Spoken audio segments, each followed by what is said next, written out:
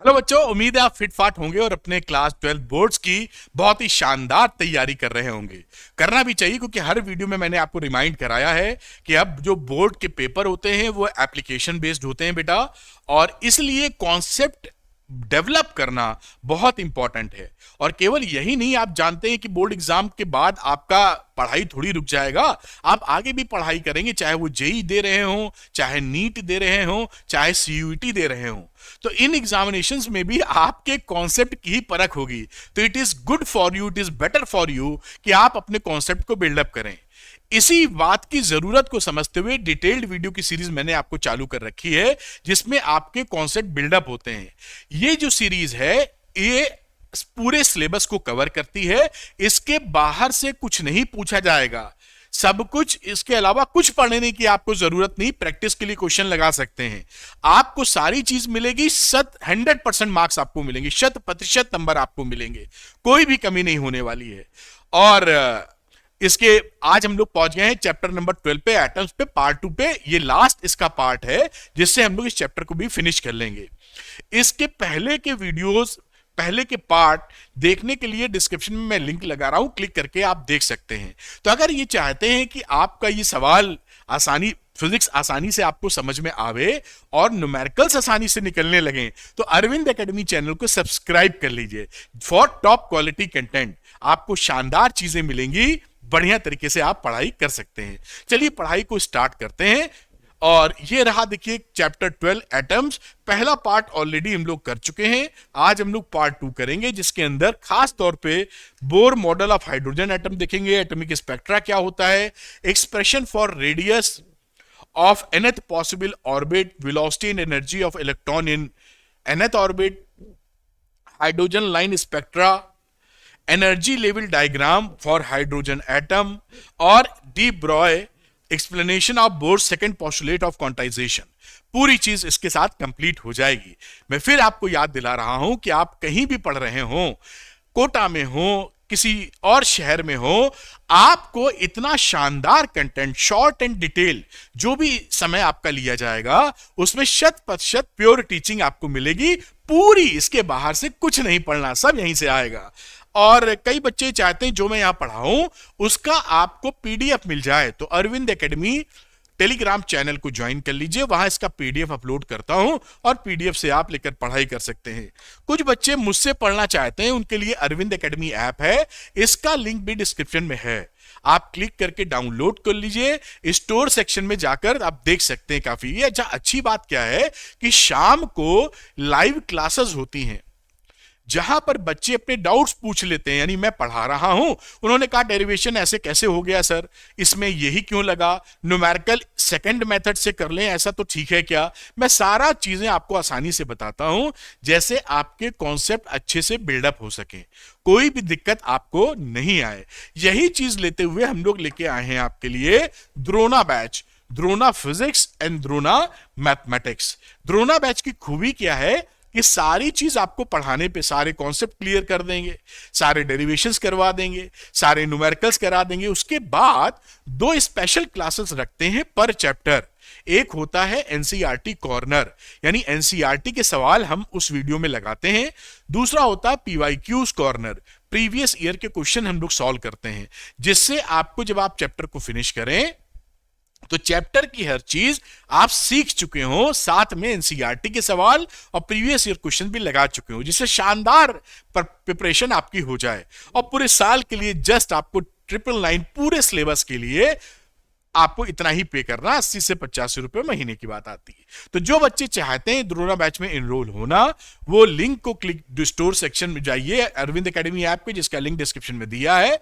Arvind academy app को download कीजिए, store section में जाइए और द्रोणा बैच में इनरोल हो जाके जबरदस्त पढ़ाई मेरे साथ कीजिए आप। चलिए बात को स्टार्ट कर लेते हैं, जिस वजह से ये वीडियो बन रहा है बेटा। ये शुरुआत होती है limitations of Rutherford atomic model से। ये लास्ट मैंने बात की थी। एक्चुअली जो नील बोर साहब पिक्चर में आएंगे, उसकी जरूरत तो महसूस हो हमको कि जो रदरफोर्ड का मॉडल था एटम का, उसमें खामियां क्या रह गई, जिन खामियों को दूर किया नील बोर साहब ने। तो खामियां ये थी कि जो मॉडल दिया था रदरफोर्ड साहब ने, उनमें ये कहा था कि हमारा जो एटम है न्यूक्लियस में ही सारी चीजें पॉजिटिव और उसका मास केंद्रित रहता है, सेंट्रलाइज रहता है, इलेक्ट्रॉन बाहर चक्कर लगाते हैं। लेकिन वो ये नहीं बता पाए कि भाई इलेक्ट्रॉन अगर बाहर चक्कर लगा रहा है तो ये चार्ज पार्टिकल है, और अगर ये गोल गोल चक्कर लगा रहा है तो ये एक्सेलेरेटेड मोशन में है, क्योंकि जो सर्कुलर मोशन होता है वो एक्सेलेरेटेड मोशन होता है। तो अगर ये पार्टिकल, चार्ज पार्टिकल गोल गोल चक्कर लगा रहा है तो ये एक्सेलेरेटेड मोशन में है। अगर ये एक्सेलेरेटेड मोशन में है तो इसको इलेक्ट्रोमैग्नेटिक वेव्स निकालनी चाहिए, क्योंकि हमने पढ़ा है कि इलेक्ट्रोमैग्नेटिक वेव्स कैसे जनरेट होती हैं, सोर्स क्या है, चार्ज पार्टिकल का एक्सेलरेटेड मोशन। तो यहां चार्ज पार्टिकल का एक्सेलरेटेड मोशन है, इससे इलेक्ट्रोमैग्नेटिक वेव निकलेंगी। आप जान रहे हैं अगर इससे इलेक्ट्रोमैग्नेटिक वेव निकलेगी तो इसकी एनर्जी कम होगी। जब एनर्जी कम होगी तो ये सर्किल का रेडियस कम होता जाएगा और थोड़े समय बाद ये न्यूक्लियस में जाके भस्म हो जाएगा, प्लस माइनस मिल जाएंगे, खेल खत्म। इस चीज को नहीं एक्सप्लेन कर पाए कि स्टेबिलिटी ऑफ एटम कैसे होगी, ये समझना जरूरी है नील बोर से पहले। तो स्टेबिलिटी का इशू आ गया इसमें कि भाई ये क्यों रुके, तो खत्म हो जाना चाहिए, खत्म तो नहीं हो रहा है। दूसरी बात जो उन्होंने बताई, जो उनके मॉडल में लिमिटेशन आई, कि अगर ये इलेक्ट्रॉन जो स्पाइरल मूवमेंट करता हुआ न्यूक्लियस में जा रहा है, इसका लगातार एंगुलर वेलोसिटी और चेंज होता रहेगा, और एंगुलर वेलोसिटी एंड फ्रीक्वेंसी, जिसकी वजह से आपको जो स्पेक्ट्रम इसका मिलना चाहिए वो स्पेक्ट्रम कॉन्टिन्यूअस मिलना चाहिए। आपको लाइंस क्यों मिलती हैं, डिस्क्रीट लाइंस, इस कॉन्टिन्यूअस स्पेक्ट्रम क्यों नहीं मिलता? क्योंकि ये बराबर लगातार घट रही है इसकी फ्रीक्वेंसी और लगातार एंगुलर वेलोसिटी घट रही है, तो कॉन्टिन्यूअस आना चाहिए पूरा, जो कि नहीं आ रहा है। ये बात थोड़ी सी लिमिटेशन के तौर पे आ गई। इसका मतलब क्या था कि रदरफोर्ड साहब ने जो बातें बताई वो एटम मॉडल की एक लिमिटेड स्टोरी थी, फुल पिक्चर नहीं थी। अभी पिक्चर अभी बाकी है मेरे भाई, ये हो गया सीन। तो यहां कितना बढ़िया सेंटेंस है, देखिए, clearly Rutherford model tells only a part of the story, implying that the classical ideas are not sufficient to explain the atomic structure। यानी जो ये पार्ट ऑफ द स्टोरी थी एटम की, वहां पर ये समझ में आ गया कि जो क्लासिकल आइडिया था, जो रदरफोर्ड ने लिया था, वो क्लासिकल आइडिया से एक्सप्लेनेशन में पूरी चीज नहीं प्राप्त हुई। अब इसके बाद आते हैं नील बोर। अब नील बोर साहब ने, अच्छा एक सवाल आ जाता है, पहले वो कर लेते हैं, इसी से रिलेटेड है, फिर नील बोर को पिक्चर में लाएंगे, जो बहुत ही एटॉमिक मॉडल को बड़ा शानदार तरीके से बताते हैं। यहां पर लिखा है, according to the classical electromagnetic theory, classical वही जो पढ़ते आए हैं कि एक्सीलरेटेड चार्ज इलेक्ट्रोमैग्नेटिक वेव निकालता है। Calculate the initial frequency of the light emitted, ये एनसीईआरटी का सवाल है, by the electron revolving around a proton hydrogen atom. तो हम लोग पहले वाले फॉर्मूले को देख चुके हैं, पिछले पार्ट में हम लोगों ने सवाल भी किया था, निकाला भी था, कि velocity of electron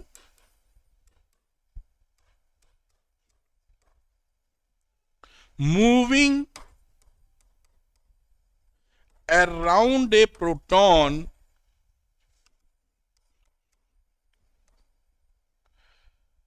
in hydrogen atom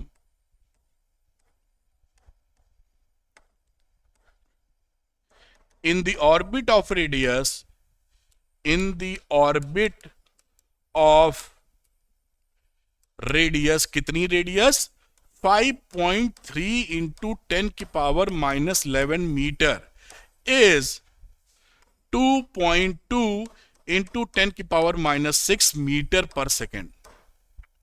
मतलब जो प्रोटॉन का जो चक्कर लगा रहा है यहां पर इलेक्ट्रॉन, इसका जो रेडियस है आर, वो आर ये है, दिस इज आर, और उस समय इसकी जो वेलोसिटी थी वो वी आपकी ये होती है। ये ऑलरेडी निकाला है, मैं दोबारा नहीं निकाल रहा हूं, पिछले पार्ट में सॉल्व किया गया है। रेडियस वेलोसिटी हमको मालूम है।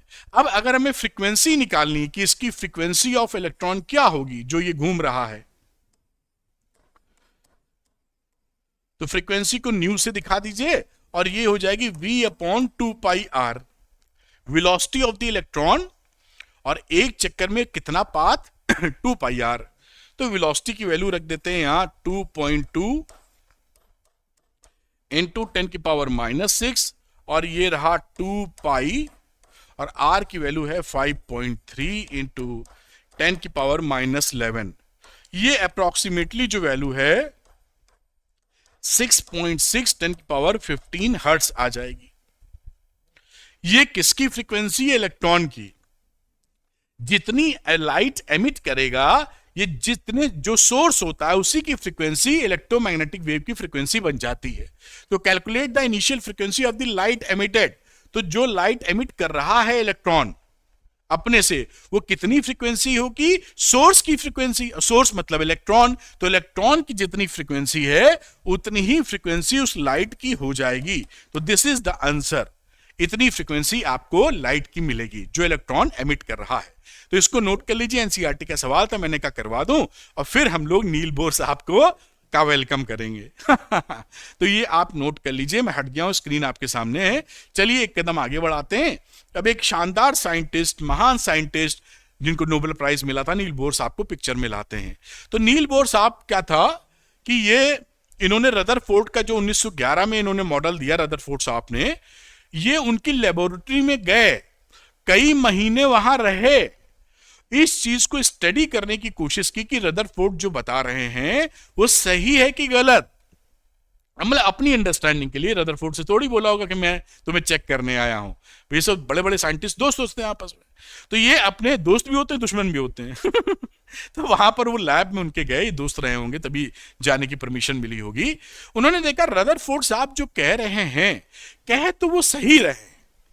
एक्सपेरिमेंट जो alpha scattering experiment Geiger and Mattson ने किया था, रदरफोर्ड के अंदर जो काम कर रहे थे, वो सारे का ऑब्जर्वेशन और मॉडल रदरफोर्ड का है सही, लेकिन इसके साथ जो डायलेमा है वो भी सही है। डायलेमा मतलब लिमिटेशन ऑफ रदरफोर्ड मॉडल, वो भी सही है, जो मैंने अभी डिस्कस की है शुरू में कि electron stability of the atom घुस क्यों नहीं जा रहा है न्यूक्लियस में, और कॉन्टिन्यूअस स्पेक्ट्रल लाइंस क्यों नहीं आ रही है, लाइन अलग अलग क्यों आ रही है।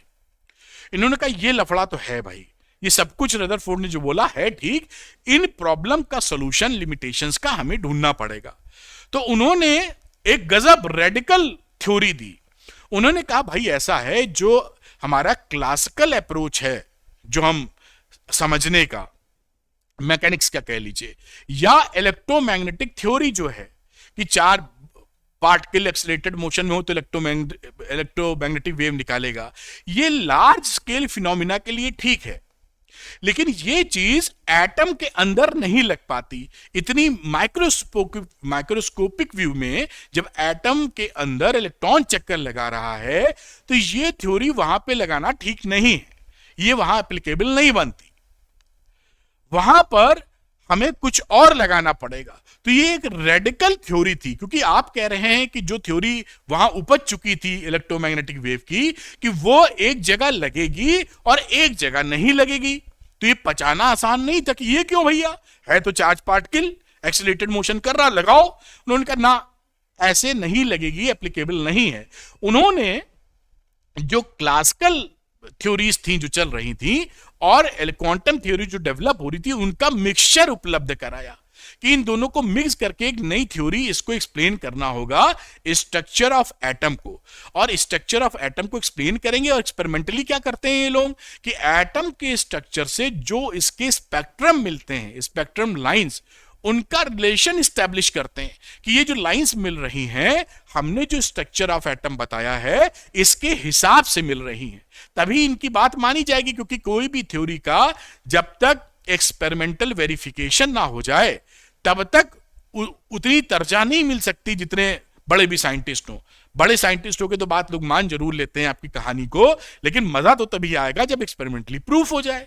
तो बात समझ में आ रही है ना। तो नील बोर ने क्या किया, इस बातों को ध्यान में रख के कि स्ट्रक्चर ऑफ एटम क्या होना चाहिए जिससे लिमिटेशन ऑफ रदरफोर्ड मॉडल खत्म हो जाए, और इस एटम का जो स्पेक्ट्रल लाइंस मिल रही हैं उसको भी हम एक्सप्लेन कर पाए। ये बात उन्होंने साथ में पिक्चर में ली और बताने की कोशिश की। यही बात देखिए मैंने हाईलाइट की है कि structure of atoms and the relation of atomic structure to the atomic spectra, ये बोर मॉडल ने पकड़ी। इस सेंस को देखते हुए उन्होंने बोर साहब ने 3 पोस्टुलेट्स दिए। तीन हाइपोथेसिस दी, पोस्टुलेट दी कि इनके बेसिस पे मैं स्ट्रक्चर ऑफ एटम समझाऊंगा। ये समझाया उन्होंने। चलिए शुरू करते हैं और देखते हैं नील बोर साहब की पहला पोस्टुलेट क्या है। तो नील बोर साहब का एटॉमिक मॉडल के लिए पहला पोस्टुलेट क्या है? Bohr's first postulate was that an electron is an atom, electron किसी एटम में होता है तो could revolve in certain stable orbits, वो कुछ स्टेबल ऑर्बिट्स में चक्कर लगाता है जहां पर वो रेडिएंट एनर्जी को एमिट नहीं करता विथआउट, यानी ये जो प्लस है यहां जो चक्कर ये भाई साहब लगा रहे हैं, इनके पास कुछ स्टेबल ऑर्बिट्स है, मान लीजिए ये दो बना दिए हमने। जब ये इस पे चक्कर लगाएंगे इलेक्ट्रॉन साहब तो इनको एनर्जी खर्चा नहीं करनी पड़ेगी, रेडिएट नहीं करनी पड़ेगी, ये आराम से चक्कर लगा सकते हैं विथआउट रेडिएटिंग एनी एनर्जी। अच्छी बात। Contrary to the predictions of the electromagnetic wave, ये इलेक्ट्रोमैग्नेटिक थ्योरी के कुछ अपोजिशन में था, कंट्ररी था, क्योंकि अब क्या थी इलेक्ट्रोमैग्नेटिक थ्योरी की? एक्सीलरेटेड चार्ज निकालेगा एनर्जी, और यहां पर तो आप देख रहे हैं ये चार्ज सर्कुलर मोशन में यानी एक्सीलरेटेड चार्ज है लेकिन एनर्जी नहीं निकाल रहा, तो उल्टी बात है इलेक्ट्रोमैग्नेटिक थ्योरी की, है ना? ये बात पकड़िएगा। अच्छा, अब इन्होंने आगे ये समझाया, आगे बोला अकॉर्डिंग टू दिस पोस्टुलेट, इस थ्योरी या पोस्टुलेट के हिसाब से each atom has certain definite stable states. उन्होंने कहा जो एटम होता है उसके पास इलेक्ट्रॉन जो चक्कर लगाता है उनका सर्टेन डेफिनिट स्टेबल स्टेट होता है। ऐसा नहीं कि ये इलेक्ट्रॉन कहीं चक्कर लगाएगा तो एनर्जी नहीं रेडिएट करेगा ना, कुछ रास्ते ही मुहैया हैं, कुछ ऑर्बिट्स ही हैं। जैसे आपको लखनऊ से दिल्ली जाना है तो 3 रास्ते हैं जहां गड्ढे नहीं मिलेंगे, और कहीं जाएंगे तो स्टेबल नहीं है, गाड़ी ठुक सकती है आपकी। तो वो जो 3 रास्ते हैं वही समझ लीजिए स्टेबल ऑर्बिट्स हैं, कि आप अगर इलेक्ट्रॉन उन स्टेबल ऑर्बिट्स में चक्कर लगाएगा तो कोई खर्चा पानी नहीं लगेगा, उसका कोई रेडिएशन ऑफ एनर्जी नहीं है। तो ये स्टेशनरी ऑर्बिट्स हैं, definite stable orbits, states in which it can exist and possible state has definite total energy। और जो उसके ऑर्बिट है या स्टेट ऑफ एनर्जी है वो डेफिनेट है कि अगर यहां चक्कर लगा रहा है तो उसके पास एनर्जी कितनी है, यहां चक्कर लगा रहा है तो एनर्जी कितनी है। इसीलिए इन ऑर्बिट्स को बोला गया stationery states of the atom. तो स्टेशनरी स्टेट्स ये एटम की हो गई। ये ऑर्बिट, कई ऑर्बिट्स हो सकते होते हैं लेकिन कहीं भी नहीं होते हैं, कुछ ही हैं। 1 2 3 4 देखेंगे आगे कि इनमें चक्कर लगाओगे तो कोई खर्चा नहीं, बाकी कहीं लगाओगे तो भैया फिर गड़बड़ हो जाएगी, है ना, स्टेबल नहीं रह जाओगे, भस्म हो जाओगे जाके। वो ऐसा करता नहीं इलेक्ट्रॉन। अब आती है दूसरी पोस्टुलेट बोर साहब की। इसमें जो उन्होंने बताया था कि जो स्टेबल ऑर्बिट्स होंगी वो उसकी डेफिनेशन देते हैं कि कौन सी स्टेबल ऑर्बिट्स होंगी, कहां पर होंगी, है ना भाई, बताओ तो। रास्ता तो बताया लेकिन ये नहीं बताया कि जाना किधर, शुरू कहां से होता है रास्ता और खत्म कहां होता है, तो मैं कहां गाड़ी ड्राइव करने लगूं, है ना। ठीक, तो ये बात ये कहते हैं Bohr's second postulate defines the stable orbits. कितना सुंदर और मजेदार चुस्त दुरुस्त थ्योरी है। This postulate states that the electron revolves around the nucleus only on those orbits for which the angular momentum is the integral multiple of h upon 2 pi। इन्होंने कहा कि जो हम चक्कर लगा रहे हैं इलेक्ट्रॉन साहब, ये उन्हीं ऑर्बिट में चक्कर लगा पाएंगे जिनका एंगुलर मोमेंटम L होता है, एंगुलर मोमेंटम का मतलब h अपॉन 2 पाई का इंटीग्रल मल्टीपल हो। इंटीग्रल मल्टीपल का मतलब 1 से मल्टीप्लाई कर दो, 2 से मल्टीप्लाई कर दो, 3 से मल्टीप्लाई कर दो, इंटीजर से मल्टीप्लाई कर दो। तो जो भी एंगुलर मोमेंटम आपको मिलेंगे, 1 से करोगे तो h अपॉन 2 पाई मिलेगा, 2 से मल्टीप्लाई करोगे तो 2h अपॉन 2 पाई मिलेगा, 3 से मल्टीप्लाई करोगे तो 3h upon 2 pi and so on. यानी ये वही ऑर्बिट्स स्टेबल होंगे, या तो इस ऑर्बिट का एंगुलर मोमेंटम ये हो, इस ऑर्बिट का ये हो, मतलब जिस किसी ना किसी ऑर्बिट का ये जो एंगुलर मोमेंटम है यही होने चाहिए, तभी आपको स्टेशनरी स्टेट्स मिलेंगी। Without radiating the energy electron चक्कर लगा पाएगा, एटम स्टेबल हो पाएगा। मजेदार बात क्या होगी कि ये आप सोचिए कि h अपॉन 2 पाई कहां से पकड़ लाए, ये तो फिगर है, उन्होंने कैसे सोचा कि h अपॉन 2 पाई का ही इंटीग्रल मल्टीपल होना चाहिए एंगुलर मोमेंटम, तभी स्टेबल मिलेगा। इसका कुछ बाद में इनकी थ्योरी के 10 साल बाद इन्होंने 1900 जहां तक 12 में थ्योरी दी थी, पीछे कहीं मैंने लिखा है 1912 या 13, 1913 में थ्योरी दी थी। तो 1913 में इन्होंने ये थ्योरी जो दी, इसको फिर डिब्रॉय साहब ने 1923 में, आज से 100 साल पहले कह लीजिए, 23 में उन्होंने ये बताया कि भाई ये कहानी रही होगी, और बड़ा मजा आ गया। ये इंटरेस्टिंग है। आप सोचो कि भाई h अपॉन 2 पाई की फिगर कहां से ले आए, कोई उनको रात को सपना आ गया, क्या हो गया, कोई एक्सपेरिमेंट भी ऐसा नहीं किया कि h अपॉन 2 पाई की बात बताए हो वो ना। जबरदस्त लोगों की जबरदस्त कहानी बाद में ढूंढ पा रहे हैं हम लोग। तो h आप समझ गए होंगे कि जो स्टेबल ऑर्बिट्स हैं बेटा जी, वो उनका एंगुलर मोमेंटम h अपॉन 2 पाई का इंटीग्रल मल्टीपल होना चाहिए, वही स्टेबल ऑर्बिट्स होंगी। यानी कुछ ही, मतलब कुछ खास ऑर्बिट्स ही स्टेबल ऑर्बिट्स हैं जिनका एंगुलर मोमेंटम h अपॉन 2 पाई का मल्टीपल है। ये एंगुलर मोमेंटम है। एंगुलर मोमेंटम को जानते हैं mvr होता है, p इंटू आर, p का मतलब लीनियर मोमेंटम, लीनियर मोमेंटम होता है mv, जो क्लास 9-10 से पढ़ते आ रहे हो, इंटू आर तो एंगुलर मोमेंटम जो 11th में पढ़े हुए हो। बड़ी अच्छी बात है। तो क्या हुआ, h यहां पर क्या है, प्लैंक्स कांस्टेंट, जिसकी वैल्यू 6.6 इंटू 10⁻⁻34 जूल सेकेंड होती है। दस the angular momentum L of the orbit electron is quantized. इन्होंने कहा कि L क्वांटाइज्ड हो गया। क्वांटाइज्ड करने का मतलब आपको एकदम कॉन्टिन्यूअस वैल्यू नहीं मिल रही है, कुछ खट खट 1, 4, 6 ऐसे। ये h अपॉन 2 पाई एक वैल्यू, फिर अगली वैल्यू 3h अपॉन 2 पाई है, इसके बीच में कुछ नहीं, तो फिक्स नंबर मिल रहे हैं, कॉन्टिन्यूटी नहीं मिल रही है। इसको बोल रहे हैं क्वांटाइज्ड। जैसे आप सीढ़ियां चढ़ते हैं ना, तो एक सीढ़ी के बाद दूसरी सीढ़ी आई, बीच का कुछ हिसाब नहीं कि वहां टिक पाए आप, आपको अगली सीढ़ी पे खड़ा होना पड़ेगा, तीसरी पे खड़ा होना पड़ेगा। तो ये क्वांटाइज्ड मामला शुरू हो गया, क्वांटाइज्ड। अब ये सेकंड पोस्टुलेट थी। अब आ जाती है इनकी बोर साहब की थर्ड पोस्टुलेट। इसी चक्कर में इन्होंने क्या बोला, क्या बताया, Bohr's third postulate incorporated into atomic theory the early quantum concept. इन्होंने जो बताया उसमें एटॉमिक थ्योरी को, जो शुरुआती क्वांटम थ्योरीज थी उनको इन्वॉल्व किया, डेवलप, जो कि प्लैंक्स एंड आइंस्टाइन साहब ने डेवलप की थी। क्वांटम थ्योरी उन्होंने प्लैंक की थी, फोटोन वोटॉन वाली बात, वो सबको इनकॉर्पोरेट किया। और उन्होंने क्या बताया कि अगर हमारे पास, ये बोर साहब जो बता रहे हैं, इन्होंने कहा कि अगर कोई इलेक्ट्रॉन हायर एनर्जी स्टेट में है, EI इनिशियल एनर्जी इनिशियल, और वो जंप कर रहा है लोअर एनर्जी स्टेट में, EI is greater than EF, higher से लोअर एनर्जी स्टेट में जा रहा है, तो एक वो जो एनर्जी लूज करेगा, ज्यादा से कम में जा रहा है तो एनर्जी लूज कर रहा है, उतनी एनर्जी का फोटोन निकाल देता है वो। तो जो फोटोन निकलता है, ये देखिए क्वांटाइजेशन h न्यू, ये क्वांटाइजेशन का मामला हो गया, इन्वॉल्व जो कर रहे हैं, इनिशियल फाइनल लिख दीजिए, और एनर्जी हो गई EI माइनस EF। बात पकड़ में आ रही है, इतने का फोटोन रिलीज कर देगा। तो ये जो क्लासिकल अप्रोच थी उसको तोड़ दिया इन्होंने और मिक्स कर दिया रेडिकल थ्योरी एक, कि भैया अगर ज्यादा एनर्जी वाला इलेक्ट्रॉन जितनी दूर रहता है न्यूक्लियस से, उतनी एनर्जी ज्यादा होती है इलेक्ट्रॉन की। अभी हम लोग ये भी देखेंगे।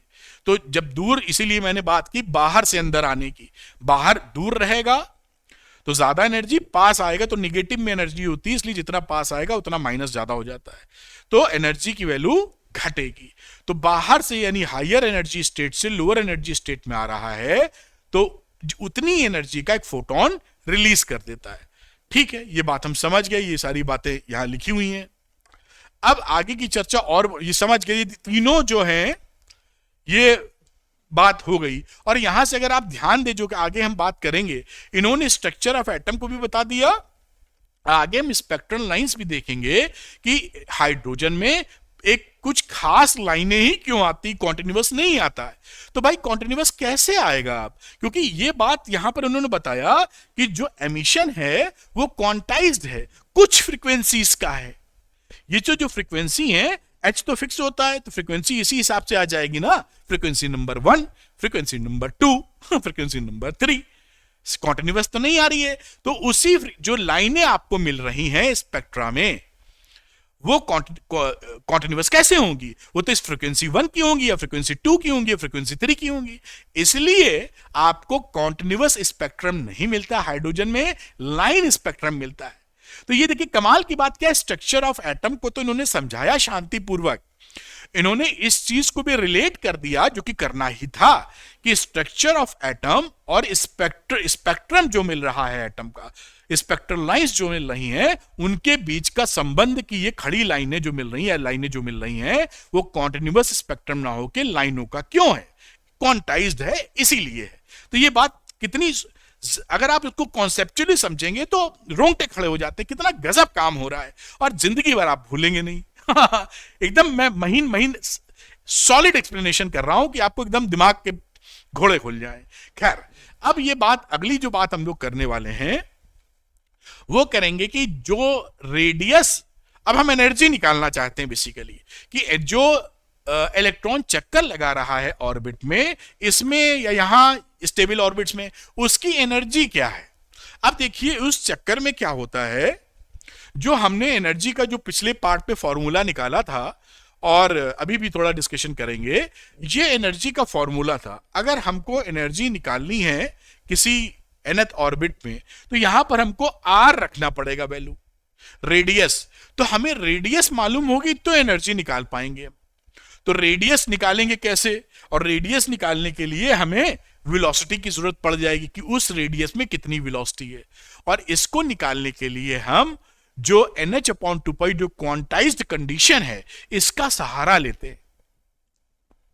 बोर्स का क्वांटाइजेशन वाला जो थ्योरी है, पोस्टुलेट है, इसका सहारा लेते हैं। तो मैं आपको जल्दी से निकाल के दिखाता हूं, आपको बड़ा अच्छा आइडिया आएगा कि रेडियस ये Vn कैसे आ रहा है, उसके हिसाब से हम एनर्जी कैसे निकाल पा रहे हैं। किसकी एनर्जी निकाल रहे हैं? इलेक्ट्रॉन की, जो प्रोटॉन का या न्यूक्लियस का चक्कर लगा रहा है किसी स्टेबल ऑर्बिट में। जिस स्टेबल ऑर्बिट में लगाएगा वहां की एनर्जी निकाल लेंगे हम लोग। तो चलिए इसको थोड़ा सा कैलकुलेशन बना लेते हैं। मैं यहां पे, चलिए डेरिवेशन नाम दे देता हूं।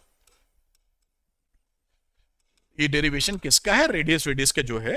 तो यहां एक डायग्राम बनाता हूं। सपोज कर लेते हैं, वैसे तो हाइड्रोजन एटम है, इसके अंदर प्लस Ze चार्ज है, ये न्यूक्लियस है ये। अभी हम लोग हाइड्रोजन के लिए Z बराबर 1 पुट कर देंगे, और ये चक्कर लगा रहे हैं भाई साहब इलेक्ट्रॉन। अच्छा, यहां पे नील बोर साहब जो समझा गए थे, उनकी भी कुछ लिमिटेशंस हैं। ऐसा नहीं है कि सब कुछ बिल्कुल धमाकेदार हो चुका है। वो लिमिटेशन अंत में पढ़ेंगे हम लोग, कि बोर की थ्योरी एक्सेप्टेड है और इसी हिसाब से चल रही है, लेकिन इसमें भी कुछ शंकाएं हैं जो अभी दूर नहीं हुई हैं। आने वाले समय में शायद दूर हो जाए, देखते हैं। तो यहां पर अगर कोई चक्कर लगा रहे हैं बाबूजी इलेक्ट्रॉन, तो ये इलेक्ट्रॉन V से चक्कर लगा रहा है। ये नेगेटिव पार्ट के लिए मैं यहां पर ऐसे बना देना चाहता हूं। इलेक्ट्रॉन साहब, इसका मास m है, इसका रेडियस r है। मेरे ख्याल से बाकी बातें क्लियर हैं। तो ये इलेक्ट्रॉन चक्कर लगा रहा है न्यूक्लियस का। अब इसको सेंटीमीटर फोर्स चाहिए, वो कहां से मिलेगा? तो वो मिलेगा Q1 Q2 कूलम्ब्स लॉ से, K Q1 Q2 upon R square, मतलब हो गया K ZE स्क्वायर। यहां भी ऐसे कर दो जैसे ZE लगे, R स्क्वायर। ये आपका सेंटीमीटर फोर्स है। तो this electric force will give you centimetre force. This is equal to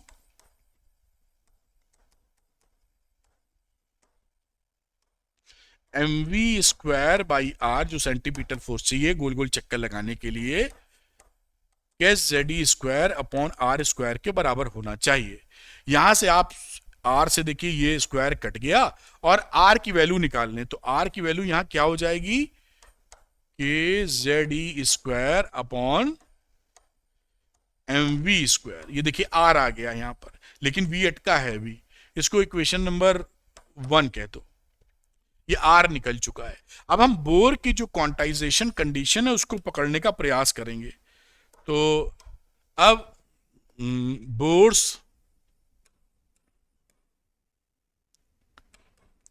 quantization और कंडीशन फॉर एंगुलर मोमेंटम,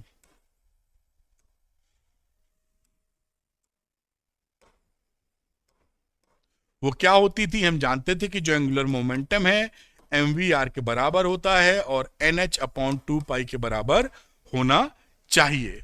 यहां से हम r की वैल्यू निकाल लेते हैं, ये r, तो यहां से r कितना निकल आया, nh upon 2 pi into mv।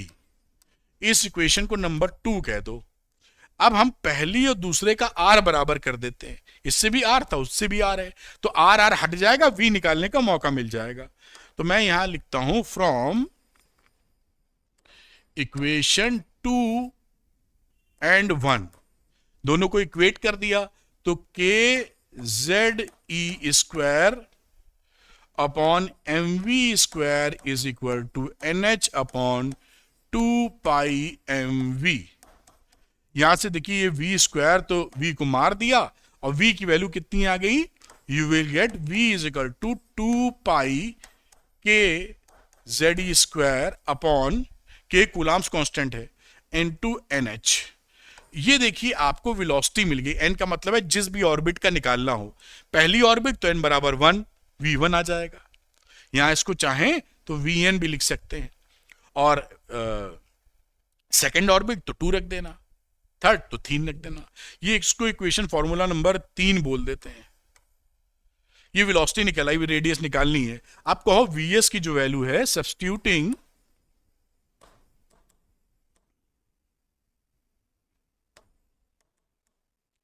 Value of v in equation number 2, 2 नहीं, हाँ 2 ही रख दो इसके अंदर, तो ये इसके अंदर वैल्यू पुट की तो r is equal to N H upon 2 pi m, ये 1 अपॉन v है, इसका उल्टा तो एन एच ऊपर कर दो, N H upon 2 pi k z e square. अब इसको काट पीट के सॉल्व करो तो ये वैल्यू आ जाएगी, ऊपर तो मल्टीप्लाई हो रहा है, तो n square h square upon 4 pi square m k z e square. ये आपकी इक्वेशन नंबर 4 आ गई, ये रेडियस है। अब हाइड्रोजन के लिए z बराबर 1 रख देंगे, जो मैं अभी रख नहीं रहा हूं, आप रख सकते हैं अगर पुट कर दें यहां पर। चलिए, for hydrogen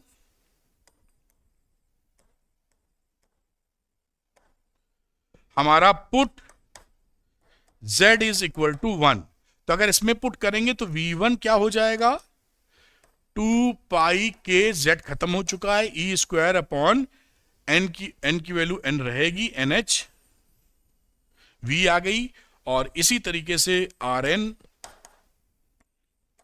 n square h square upon 4 pi square m के z1 हो चुका है, ई स्क्वायर। ये देखिए हम लोग यहां पर Vn और Rn निकाल चुके हैं। यही चीज मैं आपको यहां दिखा रहा था कि ये radius of velocity of electron in the nth orbit इस तरीके से निकालेंगे, 2 पाई के ई स्क्वायर अपॉन NH, 2 पाई के ई स्क्वायर अपॉन NH, और ये रही रेडियस की वैल्यू, दिस वन जो देखेंगे ये k है, 1 अपॉन 4 पाई एप्सिलॉन नॉट की जगह हमने k यूज किया है वहां पर, तो इस बात को तो आप पहचानते ही हैं, तो उसकी जगह रखेंगे तो Rn ये निकल आएगा। तो आपको Rn और Vn पता चल गया। अब इस Rn की वैल्यू थोड़ी देर में हम यहां पुट कर देंगे तो En निकल आएगा, यही निकालने के चक्कर में है। लेकिन उससे पहले एक इंपॉर्टेंट बात आपको बतानी जरूरी है, जो आपसे पूछी भी जाती है, बोर्स रेडियस वाली बात। तो चलिए ये बात हम समझे, रेडियस सब इसको आप कई लोग नोट करना चाहेंगे, तो मैं हट जाता हूं, इसको आप नोट कर लीजिए, फिर आगे चलेंगे। इसको नोट किए होंगे, ये देखिए पूरी बात आप नोट कर पाए होंगे। अच्छा, अब बोर्स रेडियस आपसे कभी कभी पूछी जाती है और इंपॉर्टेंट टॉपिक है। तो बोर्स रेडियस क्या होता है, तो बोर्स रेडियस होता है जब सबसे इनर मोस्ट ऑर्बिट हाइड्रोजन का, तो इनर मोस्ट ऑर्बिट कब मिलेगा, जब n की वैल्यू 1 रख दोगे। भाई 1 के आगे तो कुछ रखते नहीं हो, तो n इज इक्वल टू 1 जब पुट कर दोगे रेडियस में, तो इनर मोस्ट ऑर्बिट मिल जाएगा। उसी रेडियस को R1 को हम बोलते हैं बोर रेडियस, तो R1 न लिख के उसको R0 लिखा जाता है। तो समझ में आई आपको बात। The radius of inner most orbit of the hydrogen atom called Bohr's radius, this can be achieved by putting z बराबर 1 हाइड्रोजन का केस था, n बराबर 1। आप जब इस रेडियस वाली इक्वेशन में वैल्यू पुट कर देते हैं z बराबर n बराबर 1, तो ये आ जाता है this is the boards radius. और इसकी जो वैल्यू है, ये जो सारी चीजें आई हैं, इसको पुट कर दो, h डाल दो, m डाल दो, k डाल दो, गड़म बगड़म सारी चीज। तो ये वैल्यू भी याद होनी चाहिए, इसको याद कर लो। कई जगह नहीं देते हैं, आपको इस्तेमाल करना पड़ जाता है। तो 0.53 एंगस्ट्रॉम क्या है? Bohr's radius, inner most orbit की रेडियस। अच्छा, आप किसी और की निकालनी हो तो एक बड़ा ही बढ़िया फॉर्मूला हाथ में आ जाता है, दिस वन, कि अगर मान लो थर्ड का निकालना है, थर्ड की रेडियस कितनी है, तो R3 निकालने का फॉर्मूला क्या है? सारी वैल्यू ना कैलकुलेट करो अब बेटा, 3 का स्क्वायर इंटू R0, तो ये हो गया 9, और R0 0.53 एंगस्ट्रॉम हमको पता ही था। बस ये वैल्यू आ गई कि थर्ड ऑर्बिट में अगर इलेक्ट्रॉन चक्कर लगा रहा है तो उसका रेडियस कितना है। तो this formula is very important, फटाफट सवाल करने में बड़ी मदद कर देता है अपनी। पकड़ पा रहे होंगे बात को आप, बढ़िया। अब वेलोसिटी का जिक्र करें, इनर मोस्ट में, यानी आप कहें बोर्स रेडियस में जो इलेक्ट्रॉन चक्कर लगा रहा है, उसकी स्पीड ऑफ लाइट से क्या रिश्ता रखती है, कितनी है उसकी अपेक्षा। तो आप देखते हैं v equal to c by 137, यानी जो लाइट की स्पीड है उससे 137 गुना कम है ये c अपॉन 137। और किसी भी रेडियस में वेलोसिटी ऑफ इलेक्ट्रॉन निकालना हो तो उसके लिए ये रिलेशन इस्तेमाल कर सकते हो, v equal to 1/37 into c by n। In general देखिए लिखा हुआ है। तो इस स्लाइड से बहुत सारी पिक्चर क्लियर होती हैं 1 2 3 मिनट लगाने पर। आप पकड़ पाए बोर रेडियस क्या होता है, आप पकड़ पाए किसी में रेडियस R1 R2 R3 निकालना हो तो वो कैसे निकालेंगे, आप ये जान पाए वेलोसिटी निकालनी हो तो कैसे निकाल पाएंगे, और याद भी रख पाएंगे। अब घूम के बात तो वही पहुंची, एनर्जी कितनी है इलेक्ट्रॉन की, तो वही तो चल रहे थे। एनर्जी में R की वैल्यू पुट करनी होगी। ये रहा आपका एनर्जी का फॉर्मूला। मैं इसको करके नहीं दिखा रहा हूं क्योंकि इसका डेरिवेशन नहीं पूछा जाएगा, सेंस एक आपको बता देता हूं। एनर्जी का ये फॉर्मूला था, यानी En और minus E square 8 pi epsilon not Rn। मतलब अगर आपको पहली ऑर्बिट का एनर्जी चाहिए तो R1 E1 आ जाएगा, सेकंड का तो n की जगह 2 पुट कर दो। इस फॉर्मूले को पकड़ा और putting the value of Rn, क्योंकि इसमें Rn था रेडियस, वो Rn हम निकाल चुके हैं, वही वैल्यू इसमें पुट कर दो, कुछ भी नहीं करना। मैं दिखा नहीं रहा हूं, आप पीछे से अभी Rn निकाला था ना, उस Rn को यहां पे डाल दो, तो ये फॉर्मूला देखिए ये बन जाएगा। इसमें अब R नहीं है, सब कुछ कांस्टेंट कांस्टेंट है, बस n वेरी कर रहा है। अब सारे कांस्टेंट की वैल्यू रख दी, n स्क्वायर नीचे था ही, और ये वैल्यू माइनस में आ गई, जूल्स में इतनी। जो फेमस फॉर्मूला है, इस जूल को आप इलेक्ट्रॉन वोल्ट में चेंज कर लो। 1 electron volt is equal to 1.6 into 10 की पावर -19 जूल होता है। इस रिलेशन से आपने तब्दील कर दिया ये फॉर्मूला। यानी ये क्या बता रहा है अब आपको, देखिए ये कितना आसान फॉर्मूला है। n की वैल्यू 1, यानी अगर हम पहली एनर्जी स्टेट की बात करें तो -13.6 इलेक्ट्रॉन वोल्ट, n की जगह 1।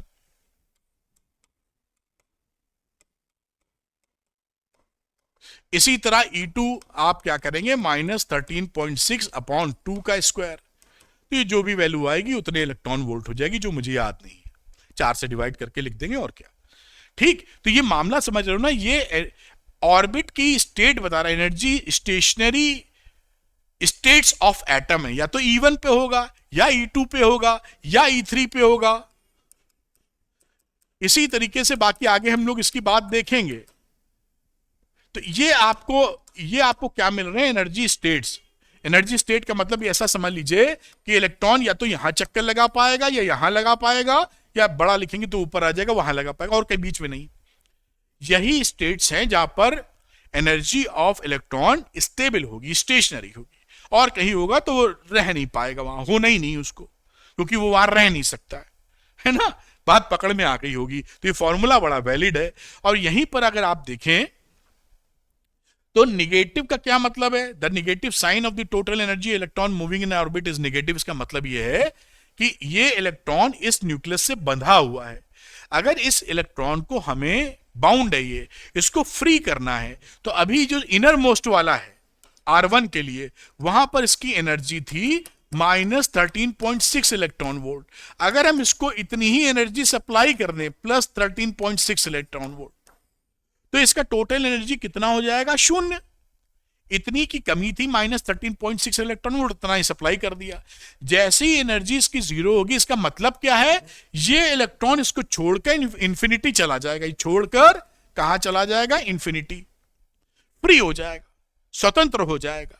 और उस समय जब इलेक्ट्रॉन निकल जाएगा तो एटम आयनाइज हो जाएगा। इसकी भी चर्चा करेंगे, आयनाइजेशन पोटेंशियल, आयनाइजेशन एनर्जी की, जो कि पहली स्टेट के लिए 13.6 इलेक्ट्रॉन वोल्ट होती है। समझ गए होंगे आप?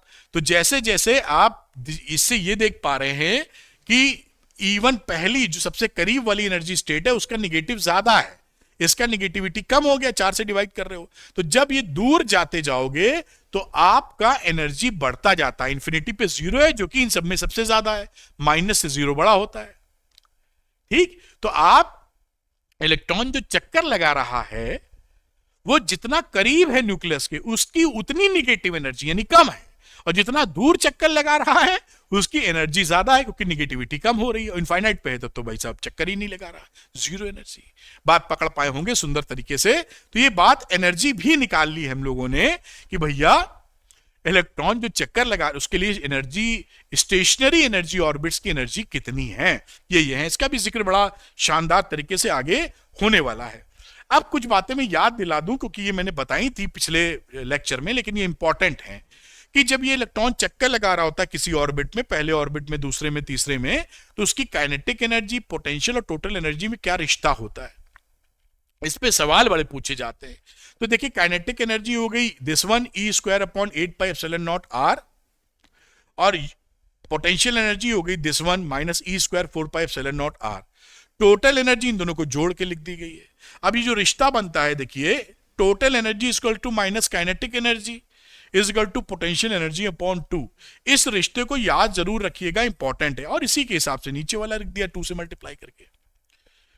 तो कहीं कहीं आपको जैसे काइनेटिक एनर्जी दी है, उससे टोटल एनर्जी निकालनी नहीं पड़ती, माइनस लगा के लिख दो, खेल खत्म हो जाता है। ये फायदा मिल जाता है। खैर, आप समझ पाए होंगे, इसको ध्यान रखने की आवश्यकता है। अब एक कदम और आगे बढ़ते हैं। तो spectral series of hydrogen atom, देखिए क्या रहा कि एनर्जी का ये फॉर्मूला निकलता है पूरा, Z की वैल्यू 1 कर दोगे तो हाइड्रोजन का निकल आएगा। अब इसमें N1 पुट कर दोगे तो पहली जो निकाली एनर्जी है भी -13.6 इलेक्ट्रॉन वोल्ट कह दीजिए आप, ऐसे ऐसे करके आने लगेगी एनर्जी। इसका मेरे ख्याल से मैं एक बार आपको डेरिवेशन सा बता दूं तो आपको मजा आ जाएगा, जो कॉन्सेप्चुअली डेवलप होना चाहते हैं बच्चे, क्योंकि यहां पर वेव नंबर है 1/λ, ये रेडबर्ग कांस्टेंट आ जाता है 1/n1² - 1/n2²। इसको मैंने इस तरह से भी लिखा है, कई बच्चे कंफ्यूज होते हैं। यहां ट्रांजिशन ऑफ इलेक्ट्रॉन हो रहा है N2 से N1, N2 बाहर की ऑर्बिट, अंदर की ऑर्बिट की तरफ, इसलिए N इनिशियल और फाइनल, जिससे आप कंफ्यूज ना हो। मेरे ख्याल से इसकी वर्किंग कर देनी चाहिए, क्योंकि लेक्चर को ही मैंने डिटेल्ड लेक्चर का नाम दिया है, जिससे आपके फंडे इतने क्लियर हो कि मजा ले पाए। खैर चलिए देखते हैं, 2 मिनट के अंदर खेल खत्म इसका। हम लोग कर क्या रहे हैं, ये न्यूक्लियस है, एक ऑर्बिट ली ऐसे और एक ली बाहर की जो ज्यादा एनर्जी वाली ऑर्बिट है। यहां पर इलेक्ट्रॉन कोई चक्कर लगा रहा था, और ये आपकी E2 है, जिसे मैं E इनिशियल कह रहा हूं, और ये यहां पर इलेक्ट्रॉन, इसको ऐसे नहीं बनाते, ये यहां पर क्या किया, यहां से बढ़ा और इस तरीके से यहां आ गया। ये मतलब कौन सी एनर्जी स्टेट है, E1, जो कि E फाइनल है। जात E1 E2 is greater then E1 या E initial is greater then E final, यानी हाई एनर्जी स्टेट से लो एनर्जी वाली स्टेबल ऑर्बिट में आया है। तो जब ये घूमकर यहां आएगा, ये न्यूक्लियस है, N लिख दें क्या, ऐसे NU लिख दे, NUC लिख देते हैं। तो ये इस समय क्या करेगा, ये जो इस तरह गया है, यहां से एक फोटोन निकालेगा, और फोटोन की एनर्जी क्या रहेगी, hν। तो जितना एनर्जी में डिफरेंस है, अभी हम देखेंगे, जिसे आप कहेंगे ई इनिशियल माइनस ई फाइनल उसी के बराबर एच यू नहीं निकलता। ये क्वांटाइजेशन कंडीशन वाली जो मामलात थे, इसी का कहानी कहने वाले हम लोग। समझ गए ना कि इलेक्ट्रॉन चक्कर लगा रहा है, ज्यादा एनर्जी यानी दूर वाली ऑर्बिट से अंदर वाली ऑर्बिट में आवेगा तो एनर्जी ज्यादा थी, अब कम हो जाएगी, डिफरेंस ऑफ एनर्जी के बराबर फोटोन फटाक से छोड़ देगा, और वो जो भी फोटोन छोड़ेगा वही स्पेक्ट्रल लाइंस में एमिशन स्पेक्ट्रम दिखाई पड़ेगा, और उसी तरह की चर्चा हो जाएगी। उसका लैम्डा पर्टिकुलर फ्रीक्वेंसी है तो उसके लिए लैम्डा निकाल सकते हैं। फटाफट इसके डेरिवेशन करने की इच्छा जाग उठी है। तो कहीं भी बात की जाए तो एनर्जी जो होती, क्योंकि ई आई ई एफ की एनर्जी चाहिए, -2π² mk² z² e⁴ upon h² into 1/n²। ये एनर्जी का फॉर्मूला है। यहां पर h न्यू निकलने वाला है, जिसे हम लोग En2 से En1 की बात कर रहे हैं। या सेकंड टू फर्स्ट लिखा है N2, ये N2 हो गया, आप कहीं से कंफ्यूज ना हो, ये N1 हो गया, कहीं से कहीं जा रहा है। अब यहां पर सारी वैल्यूज रख देंगे, इन दोनों की वैल्यू दोनों के लिए। जो कांस्टेंट है वो आ गया 2π² mk² e⁴ अपॉन h², और जब वैल्यू रखेंगे इसकी तो 1/n1² माइनस n2²। ध्यान रखिएगा ट्रांजिशन n2 टू n1 हुआ है, ये ज्यादा एनर्जी है, ये कम एनर्जी। बच्चे कंफ्यूज कर जाते हैं, ऐसा लगता है ना कि n1 टू n2, n1 पहले आता है n2 बाद में आता है, ऐसी भावना आती है, लेकिन यहां पे उल्टा है, n2 टू n1 आ रहा है। ठीक है, ये बात आप पकड़ पाए। अब यहां पर h न्यू में न्यू निकाल लो फ्रीक्वेंसी, तो फ्रीक्वेंसी हो गई कितनी, 2π² mk² e⁴ upon h³, 1/n1² minus 1/n2²। अब हम ये जानते हैं, as we know that, frequency के लिए as we know v is equal to या c is equal to nu lambda, ये हमें पता है। और जो वेव नंबर होता है जो यहां पे लिखा गया है आगे, उसको हम बोलते हैं रेसिप्रोकल ऑफ लैम्डा। ये वेव नंबर है, इसको 1/λ बोलते हैं। तो यहां से अगर हम निकालें, जो कि हम वेव नंबर लिख रहे हैं 1/λ के बराबर, ये 1/λ, तो 1/λ आप लिखोगे तो न्यू अपॉन सी लिखोगे, तो ये हो जाएगा न्यू अपॉन सी। न्यू की वैल्यू यहां से डालो, सी नीचे डालो, तो 2π² mk² e⁴ अपॉन CH³, ये वैल्यू बनी। और यहां रहा 1/n1, ठीक से नहीं लिखा गया है, n1² माइनस 1/n2²। देखिए इंटरेस्टिंग बात, जैसे रेडबर्ग कांस्टेंट आप पकड़ पाए, थोड़ा सा ऊपर करते हैं बेटा जी, और इसकी वैल्यू जो थी वेव नंबर, जो कि 1/λ के बराबर है, इस पूरी वैल्यू को हम एक नया कांस्टेंट देते हैं जिसका नाम होता है रेडबर्ग कांस्टेंट।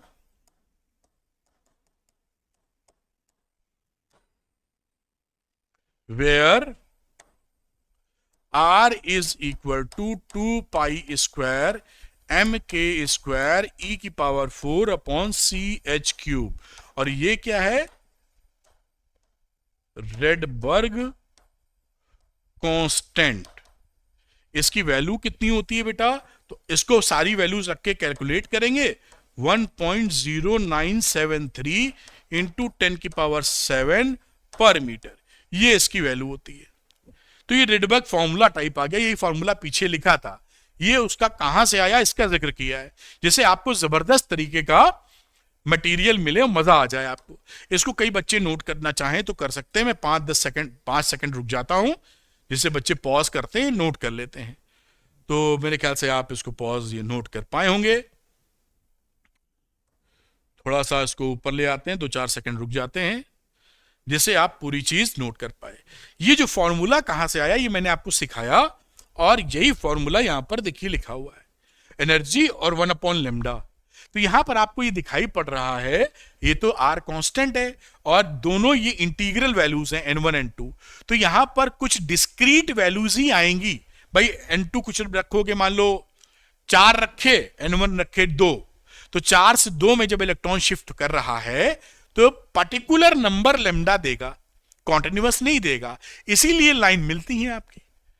क्योंकि कुछ खास लेमडा मिलती है, particular, not a continuous spectrum. तो ये बात आप समझे होंगे, और सारी बातें, यहाँ की सारी बातें मैंने समझा दी हैं। कुछ बातें और समझ लेते हैं जो हमें जानना जरूरी है बेटा। अब यहां पर बहुत डिटेल में नहीं समझेंगे, क्योंकि जितना आपके एग्जाम में आने वाला है उतनी बात बिल्कुल आप पकड़ जाएंगे। कुछ नाम दिए गए इन सीरीज के, अगर कहीं से भी इलेक्ट्रॉन पहले वाले स्टेबल स्टेट में आता है, पहली ऑर्बिट में आता है, and final is equal to 1, अगर ऐसा होता है तो लेमन सीरीज कह देते हैं। ये देखिए, ये वेव नंबर 1 लेमडा, 1 ये फाइनल की जगह 1 स्क्वायर, और n2 कुछ भी ले सकता है, मतलब उससे ज्यादा ही लेगा, 2 3 4 5, ज्यादा से कम में आना है। इसी तरीके से अगली सीरीज बामर सीरीज है, NF2, यानी 2 से बड़ा किसी ज्यादा एनर्जी वाले ऑर्बिट में है, तो घूम के कहीं पर 2 आए, 3 से 2 में आए, 4 से 2 में आए, 6 से 2 में आए, तो वो सीरीज बामर सीरीज कहलाती है। ये 2 को फिक्स कर दिया, n2 इससे बड़ा नंबर होगा, 3 4 5। बड़ा इसलिए क्योंकि ज्यादा एनर्जी से कम, अगर छोटा ले लोगे तो कम एनर्जी, तो छोटे से बड़े में जाने के लिए तो एनर्जी चाहिए, देगा क्या हमको? तो हमें तो निकलने वाली फोटोन की बात कर रहे हैं, अभी एब्जॉर्ब होने वाली फोटोन की बात नहीं कर रहे हैं। इसी तरीके से पास्चन सीरीज NF की वैल्यू 3, ब्रैकेट सीरीज NF की value 4, fund series P silent N की वैल्यू 5। ये सीरीज आपको मिल जाती है, आइडिया भी आपको लग गया। अच्छा, अभी हम नील बोर की बात पढ़ेंगे, तो एक इंटरेस्टिंग चीज है, नील बोर साहब ने कुछ सीरीज अपनी थ्योरी के बेसिस पे 1913 में बता दी थी कि ये सीरीज भी मिलनी चाहिए, जो उस समय खोजी नहीं गई थी। वो खोजी जाके कब? बाद में 1922-23 में। सोचिए, जो पास्चन फंड सीरीज है, ये उस समय थी, मिली नहीं थी। नील बोर ने कहा ऐसी होनी चाहिए, और एक्सपेरिमेंटली 10 साल बाद, 9-10 साल बाद पता चली। ये इनके जीनियस होने का प्रमाण है कि हम कोई चीज ऐसी बोले, हम का मतलब है कोई साइंटिस्ट, बड़ा आदमी, जो ज्ञानी आदमी है, कि ऐसा होना चाहिए जो अभी नहीं दिख रहा है, और 4 साल बाद, 10 साल बाद वो साबित हो जाए कि अरे भाई यही चीज तो है। तो कितना कितना जोरदार तरह का इन्वॉल्वमेंट, स्टडी, ज्ञान, नॉलेज रहा होगा। आगे चलते, कुछ खास बातें जो न्यूमेरिकल निकालने में आपकी जबरदस्त मदद करती, नहीं गलत कर दोगे। कई जगह आपको मिलेगा शॉर्टेस्ट वेवलेंथ निकालना।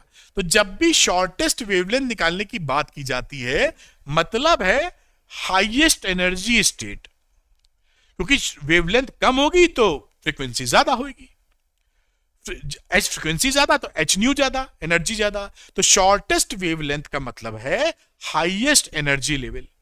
ये कब अचीव होता है? जब Ni की वैल्यू हम इंफिनिटी लेते हैं, इनिशियल, यानी कहां से आ रहा हो इलेक्ट्रॉन, n इंफिनिटी से कहीं पहुंच रहा हो, तो शॉर्टेस्ट वेवलेंथ उस सीरीज की मिलेगी।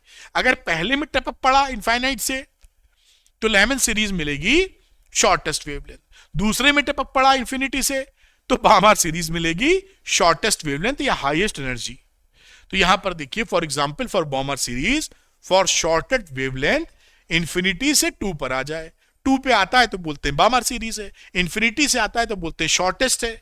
तो शॉर्टेस्ट बामर दोनों मिल गया। Shortest wavelength of Balmer series कितनी होगी, ये वैल्यू आप पकड़ लीजिए। सवाल में ये नहीं वैल्यू देगा, लिखेगा shortest wavelength of Balmer series बताओ, तो आपको खटाक से वैल्यू समझ लेनी है। पढ़े लिखे लोग समझ लेंगे पढ़े लिखे बच्चे, आप पढ़ रहे हैं, समझ लेंगे। एच अल्फा किसे कहते हैं? Longest wavelength of Balmer series.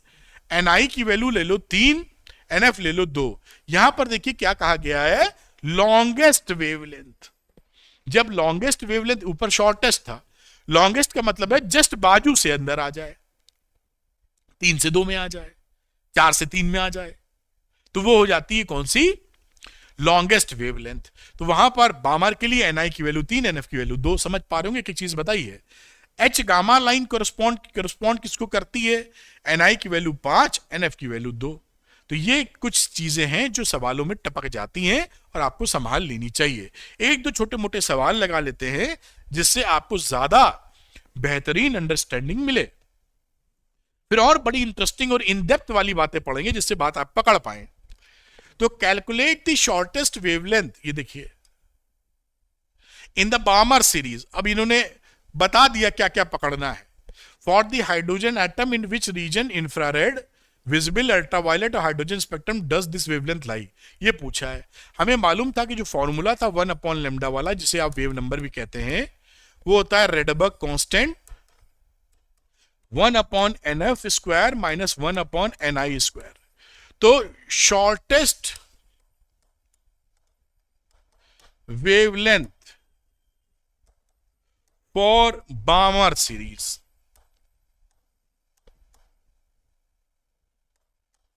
तो शॉर्टेस्ट वेवलेंथ के लिए आप जानते हैं कि ni is equal to infinity for shortest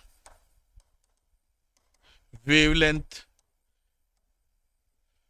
और nf होना चाहिए कितना, 2 फॉर बामर सीरीज। तो ये बात हम यहां पर पकड़ पाए। अब यहां पर वैल्यू रख दीजिए, आंसर अपने घर ले जाइए। तो मैं इसको कलर लेता हूं बदल। तो 1/λ मिनिमम की बात कर लेते हैं, शॉर्टेस्ट है ना, तो r लिखा और यहां पर वैल्यू डाली 1/nf² यानी 1/2 माइनस 1/∞, इसी का इस्तेमाल कर लिया यहां पर। तो क्या वैल्यू मिलेगी, इसको आप सॉल्व करने जाएं तो आप इसको सॉल्व करोगे तो 1.097 इंटू 10⁻⁷/4।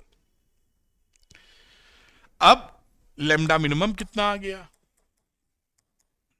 3.646 इंटू 10⁻⁷ मीटर, और ये वैल्यू बन जाएगी 3646 एमएस्ट्रॉम। और ये मोटे तौर पे विजिबल रीजन है, 4000 से शुरू होता है, तो उसको visible region of electromagnetic spectrum. इस तरह से देखिए सवाल आप कर सकते हैं, जो आसानी से हो जाएगा बिना किसी परेशानी के। तो मैं 5 सेकंड के लिए अलग होता हूं, एक सवाल छोटा सा और करेंगे, फिर आगे बढ़ेंगे। तो ये नोट कर लीजिए, बिल्कुल बढ़िया, आप कम से कम समय में ज्यादा से ज्यादा प्योरेस्ट फॉर्म ऑफ एक्सप्लेनेशन आप तक पहुंच रहा है। अगली बात और कर लेते हैं बेटा फटाक से। यहां पर देखते हैं when is H alpha line. H alpha line किसे कहते हैं हमने आपको बताया था, line in the emission spectrum of hydrogen atom obtained, calculate the frequency of the photon emitted during in transition. कितना जाएगा फ्रीक्वेंसी, तो 1/λ is equal to r 1/2² minus 1/n²। जो longest wavelength of Balmer series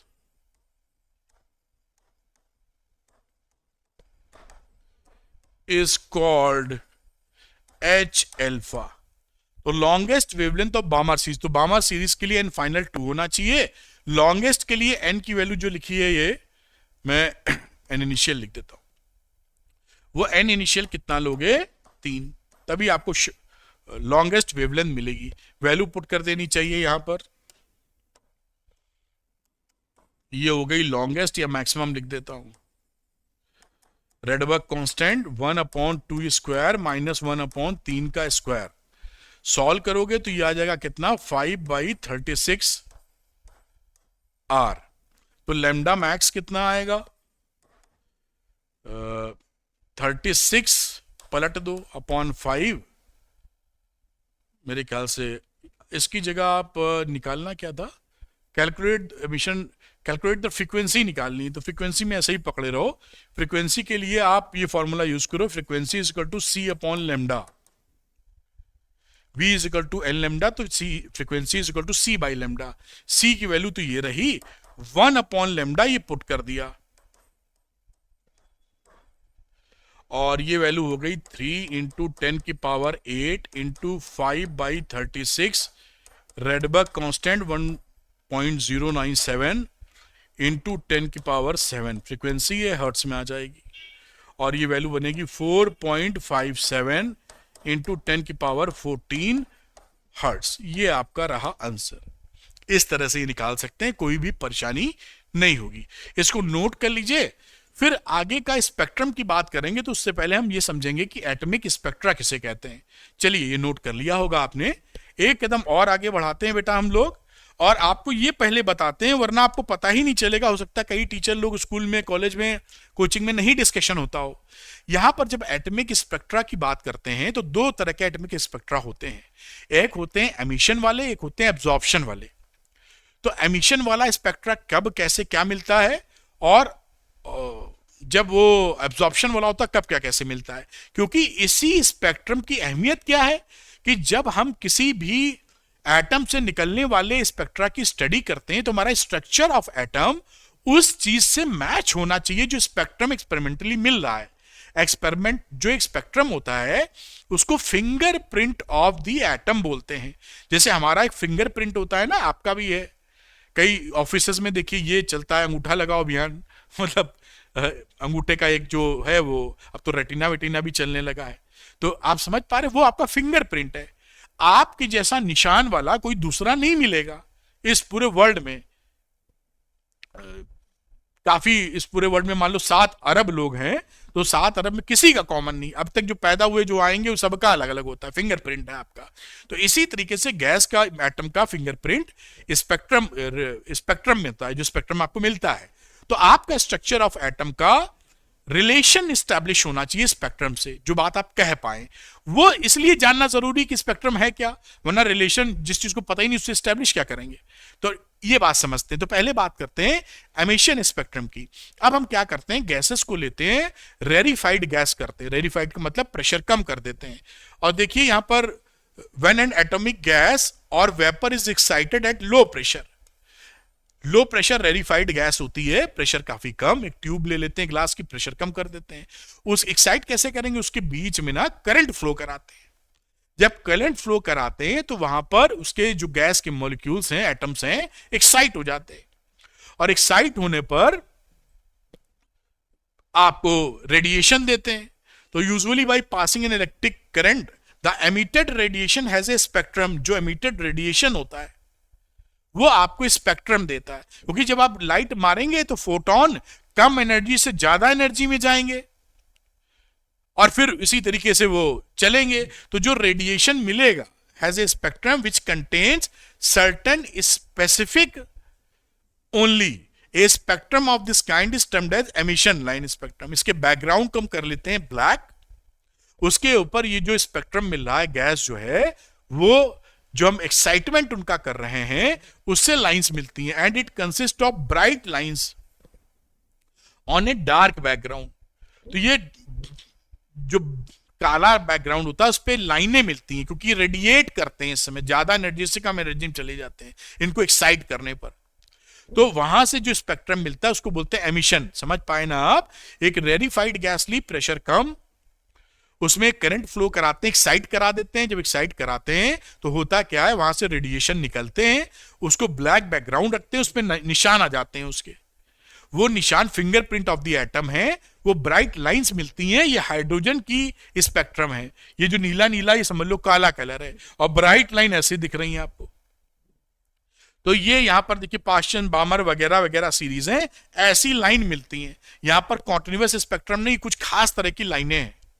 और ये खास तरह की लाइनें आपके स्ट्रक्चर ऑफ एटम या जो मॉडल आपने साइंटिस्ट ने प्रस्तुत किया है उससे मैच करना चाहिए, जो मैच करता है नील बोर्ड से।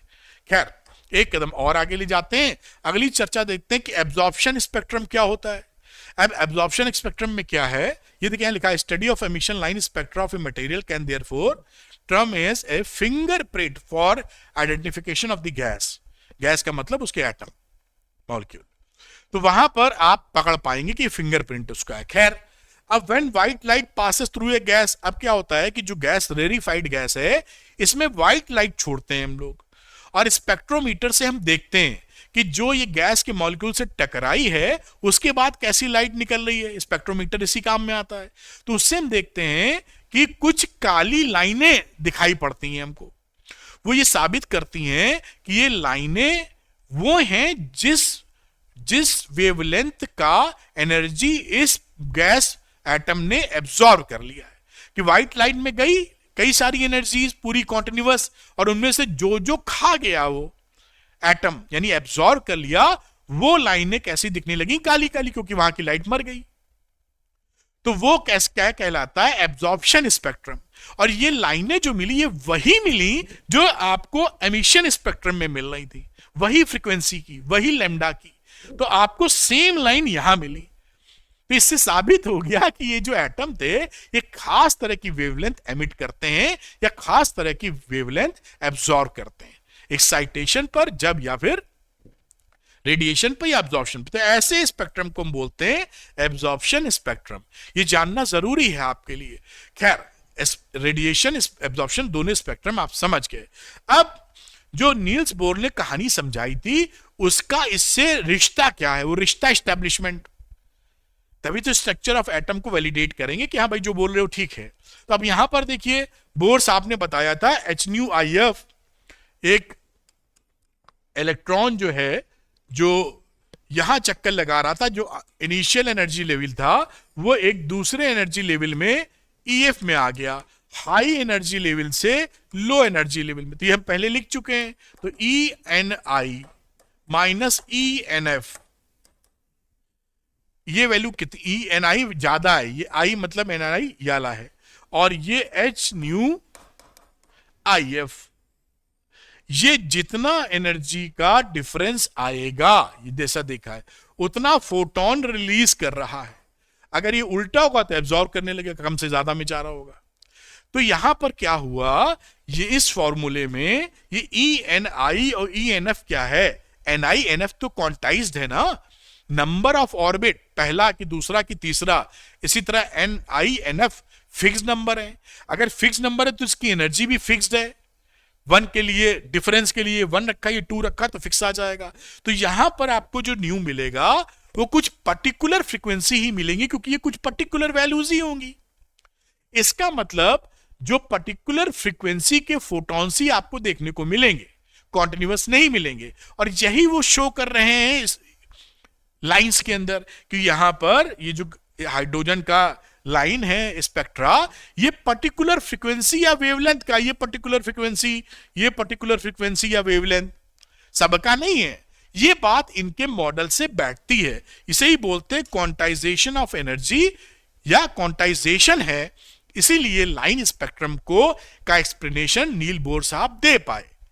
देख रहे कितना मजेदार और शानदार काम इन्होंने किया है। ये बात बड़ी खास तौर पे सामने आई। अब देखिए यहां the various lines in the atomic spectra are produced, ये when electron jumps from higher energy state to a lower, तो वहां पर these spectral lines are called emission line, बात कर ली थी। ज्यादा से कम पर आया इलेक्ट्रॉन, फोटोन छोड़ेगा, emission line स्पेक्ट्रा। एब्जॉर्प्शन वाली में क्या होगा, कम एनर्जी से ज्यादा एनर्जी में जाना, तो वही एनर्जी चाहिए, यानी पर्टिकुलर एनर्जी का ही लेन देन करेगा। अगर इसको देखिए, मैं फिर से थोड़ी सी बात, अगर 2 एनर्जी स्टेट बनाई है तो यहां से यहां जाने में समझ लीजिए ऐसे ही बना, 1 इलेक्ट्रॉन वोल्ट चाहिए एक समझाने के लिए, तो यहां से यहां जाने में भी आपको 1 इलेक्ट्रॉन वोल्ट चाहिए। जाने आने का भाड़ा 1 है।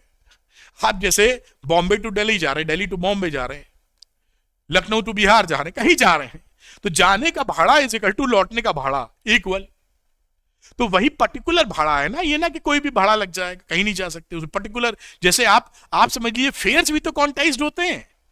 आप ट्रेन से कहीं जाना चाहें या फ्लाइट से जाना चाहें, फ्लाइट में तो वेरी करता रहता है, फिर भी हम ट्रेन की बात पकड़ लेते हैं जहां फिक्स भाड़ा लगभग चलता है। कुछ ट्रेनों में तो आ गया मामला कि आपको लखनऊ टू दिल्ली जाना है तो एक पर्टिकुलर भाड़ा है इस ट्रेन का कि इसके भैया आप जाओगे 3rd AC 2nd AC में तो 1000 रुपए लगेंगे। तो 1000 रुपए क्वांटाइज्ड हैं, मतलब 1000 रुपए दोगे तो पहुंचेगे। ये नहीं कुछ भी पैसा दिए चल पड़े कि 1000 में भी अवेलेबल है ट्रेन, 999 में भी है, 958, सब कुछ है, मतलब इनफाइनाइट वैल्यूज, 500 700 सब में नहीं है, कुछ पर्टिकुलर वैल्यूज है। मतलब आपको इसलिए कि आप बात पकड़ पाए, कॉन्सेप्ट पकड़ पाए। मेरा जोर इन लेक्चर्स में इस बात पर है कि आपको कॉन्सेप्ट पकड़ में आना चाहिए, मजा आएगा आपको पढ़ने का, एक सवाल कहीं गलत नहीं होगा, और गलत होगा तो आप गलती खुद पकड़ लेंगे क्योंकि आपके कॉन्स फंडा क्लियर है। खैर, तो ये लिखा कि 10 ये सारी बातें वही लिखी जो मैंने आपको बता दी कि अगर फोटोन जो निकल रहा है वो क्वांटाइज्ड है, कुछ पर्टिकुलर फ्रीक्वेंसी का ही निकल रहा है, तो स्पेक्ट्रम में भी तो कुछ पर्टिकुलर फ्रीक्वेंसी ही मिलेंगी भाई साहब। इसलिए लाइन मिलती है, कॉन्टिन्यूअस स्पेक्ट्रम नहीं मिलता है। नील्स बोर ने कमाल कर दिया, नोबेल प्राइज भी पा गए 1922 में। एक जबरदस्त, मतलब ये बोलते थे explanation of the hydrogen spectrum provide, पढ़ने में बड़ा मजा आता है, provided by Bohr's model were a brilliant achievement which greatly stimulated progress towards the quantum mechanics, quantum, modern quantum theory. और 1922 में इनके लिए नोबेल प्राइज मिला। बताया तो पहले था, मिलता बाद में जब एक्सपेरिमेंटल मामला साबित हो जाता है। और इन्होंने नई थ्योरी हट के जो चल रहा था आउट ऑफ द बॉक्स सोचा और झंडे गाड़ दिए। खैर कुछ कमियां इनके अंदर भी मिलेंगी, वो एक अलग का रिश्ता है। खैर, तो आप बात समझ पाए। और ग्रेटनेस बोर की जैसे मैंने बताई यही नहीं थी, वो उस समय जो वो देख पा रहे थे कि ऑलरेडी जो सीरीज में लाइमन, बामर और पास्चन सीरीज के बारे में तो एक्सप्लेनेशन दिया उन्होंने, इस बेसिस पर यह भी बताया कि अभी जो हम नहीं देख पा रहे हैं ये दो सीरीज और होंगी इंफ्रारेड रीजन के अंदर। ब्रैकेट और फुट नाम नहीं दिया था, बाद में नाम धरा गया इनका कि ये दो सीरीज और होनी चाहिए भाई साहब। अब बाद में 1922-1924 में ये सीरीज खोजी गई, पहले बता दिया और 5 साल 10 साल बाद खोजी जा रही है। तो ये ग्रेटनेस ही तो है आपके नॉलेज की, कमाल है, वाह। तो Niels Bohr was awarded the Nobel prize, आप समझ चुके हैं। तो ये मॉडल काफी बैठता है नील बोर का हाइड्रोजन वाले मॉडल के सेंस में। अब कुछ थोड़ी सी इसे बोलते हैं एनर्जी लेवल डायग्राम, इसको भी समझ लेते हैं। ये एनर्जी लेवल डायग्राम क्या है, इसमें हम लोग जो हॉरिजॉन्टल लाइंस हैं इनको स्टेबल एनर्जी स्टेट्स बोलते हैं। यहां पर कितनी एनर्जी है इलेक्ट्रॉन की, वो एटम स्टेबल स्टेट में है, उसको शो किया गया है। जैसे पहली स्टेट, हमने ये फॉर्मूला देखा था ना, जो इसके बाद में पहले वाली स्लाइड दिखा तो बाद वाली, फिर अब चलेंगे वहां। देखिए ये फॉर्मूला हमने देखा था अभी कि ईएन का जो वैल्यू है इससे एनर्जी, बाकी ये लिखा है कैसे निकालना वो छोड़ देते हैं, इस पे पकड़ते फोकस करते हैं। यानी अगर पहली ऑर्बिट की एनर्जी हमको चाहिए स्टेबल ऑर्बिट की, स्टेशनरी ऑर्बिट की, तो यहां हम एन की वैल्यू 1 पुट कर देंगे, तो ये वैल्यू आ जाएगी। देखिए 1 पुट करने पे -3.4 इलेक्ट्रॉन वोल्ट, किसकी, E1 की। ये E2 यहां, ये E1 कहां लिखा, ये E1 होगा, यहां पर एन की वैल्यू 1 नहीं लिखी है, ये E2 की है। और E1 अगर लिखना चाहें तो वो वैल्यू आती है -13.6 अपॉन 1 का square, which is -13.6 electron volt. तो E1 की वैल्यू -13.6 इलेक्ट्रॉन वोल्ट, E2 के लिए नीचे 2 स्क्वायर रखोगे तो इतनी। इसी तरीके से तो यही जो वैल्यूज हैं पहली, दूसरी, तीसरी, चौथी के लिए, यही वैल्यूज यहां पर छाप दी गई हैं। ये देखिए E1 है, ये n equal to, this is E1, मतलब n बराबर 1 के लिए आप देख पा रहे हैं क्या, ये E2 है n इक्वल टू 2 के लिए, इसी तरह ये E3 है n बराबर 3 के लिए, एंड सो ऑन। तो आप देख पाए कि ये क्या है, स्टेबल एनर्जी स्टेट्स हैं और उसकी एनर्जी E1, E2, E3 कहलाती है। E1 की वैल्यू ये इलेक्ट्रॉन वोल्ट में है -13.6 इलेक्ट्रॉन वोल्ट, दूसरा -3.4, इसी तरीके से आगे बढ़ते चले गए। तो इसको एनर्जी लेवल डायग्राम बोलते हैं कि इलेक्ट्रॉन जब यहां पर रहेगा तो स्टेशनरी है, यहां रहेगा तो भी स्टेशन, इनके बीच में नहीं रह सकता है। तो अगर किसी हाइयर स्टेट से, मान लीजिए ये सेकंड वाले से पहले में आता है, तो फोटोन एक छोड़ देगा। ज्यादा एनर्जी, माइनस घट रहा है ना, यानी एनर्जी बढ़ रही, इनफाइनाइट पे पहुंचे 0 पर, तो एनर्जी 0 हो गई, सबसे ज्यादा एनर्जी। तो ज्यादा से कम पे आ रहा है तो फोटोन छोड़ देगा। अब 1, जैसे लाइमन सीरीज बोलते हैं कि 1 पर आ जावे, तो 1 से वो कहीं से आ सकता है। ये देखिए सेकंड से 1 पे आ सकता है, 3 से 1 पे आ सकता है, 4 से 1 पे कहीं से भी आएगा। इस सीरीज क्या कहलाएगी, लाइमन सीरीज। फोटोन छोड़ा उसने, और ये अल्ट्रावायलेट रीजन या जिस भी रीजन में जा रहा है गया, वो आप ध्यान भी कर लेगा, अल्ट्रावायलेट रीजन में। बामर का मतलब है कहीं से भी n बराबर 2 पर आ रहा है, 3 से 2 पर, 4 से 2 पर, वगैरह वगैरह, ये विजिबल रीजन में आ जाती है। इसी तरह पास्चन की बात करें तो ये n इक्वल टू इसके लिए क्या है, 3। तो n इक्वल टू 3 आने के लिए 4 से 3, बड़े से ही छोटे में आएगा ज्यादा एनर्जी से। तो ये आपकी पास्चन, ये सब आ जाएंगी। यहां देखिए इंफ्रारेड रीजन में आ जाती हैं सारी, ब्रैकेट फुंड, इस तरीके से। तो आप समझ पाए होंगे कि एनर्जी लेवल डायग्राम बहुत सरल डायग्राम है, अगर कॉन्सेप्ट आपका क्लियर है तो कोई परेशान नहीं होना है आपको। It is very simple diagram.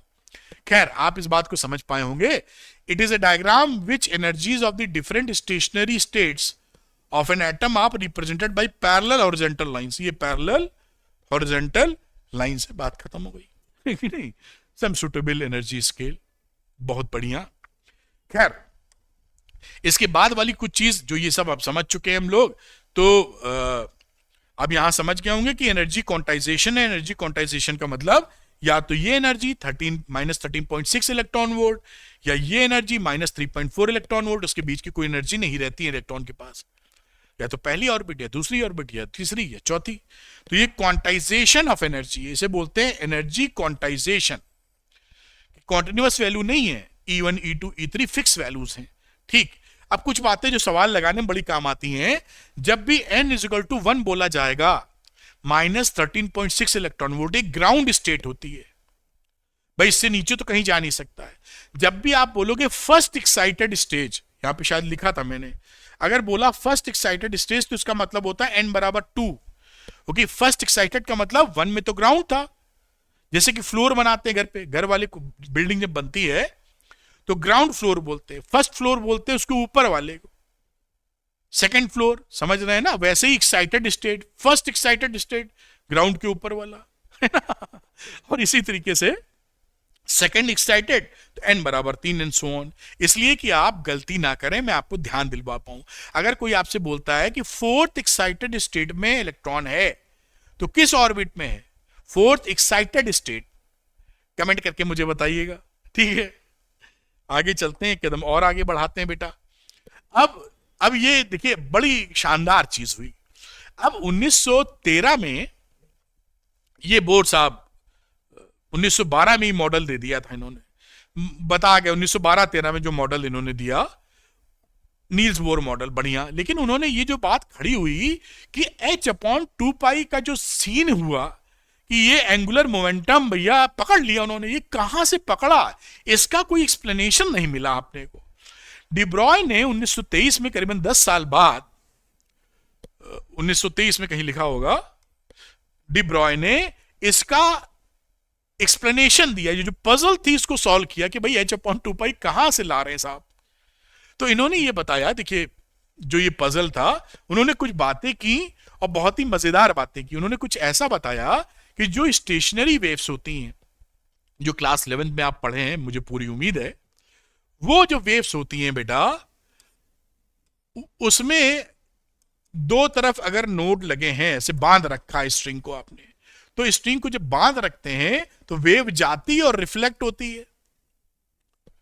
आप रस्सी बांध दीजिए, हाथ में पकड़े और कहीं पे खूंटे में गाड़ दिए, दीवार में खूंटा लगा के हिला रहे, तो जो पहली पॉसिबल वेव बनेगी वो कितनी बनेगी, इस तरह की वेव बनेगी, नोड नोड बनेगा और एक वेवलेंथ बनेगी। क्योंकि वेव बनती तो शुरू में कई प्रकार की हैं, लेकिन यही यहां पर रह पाती है।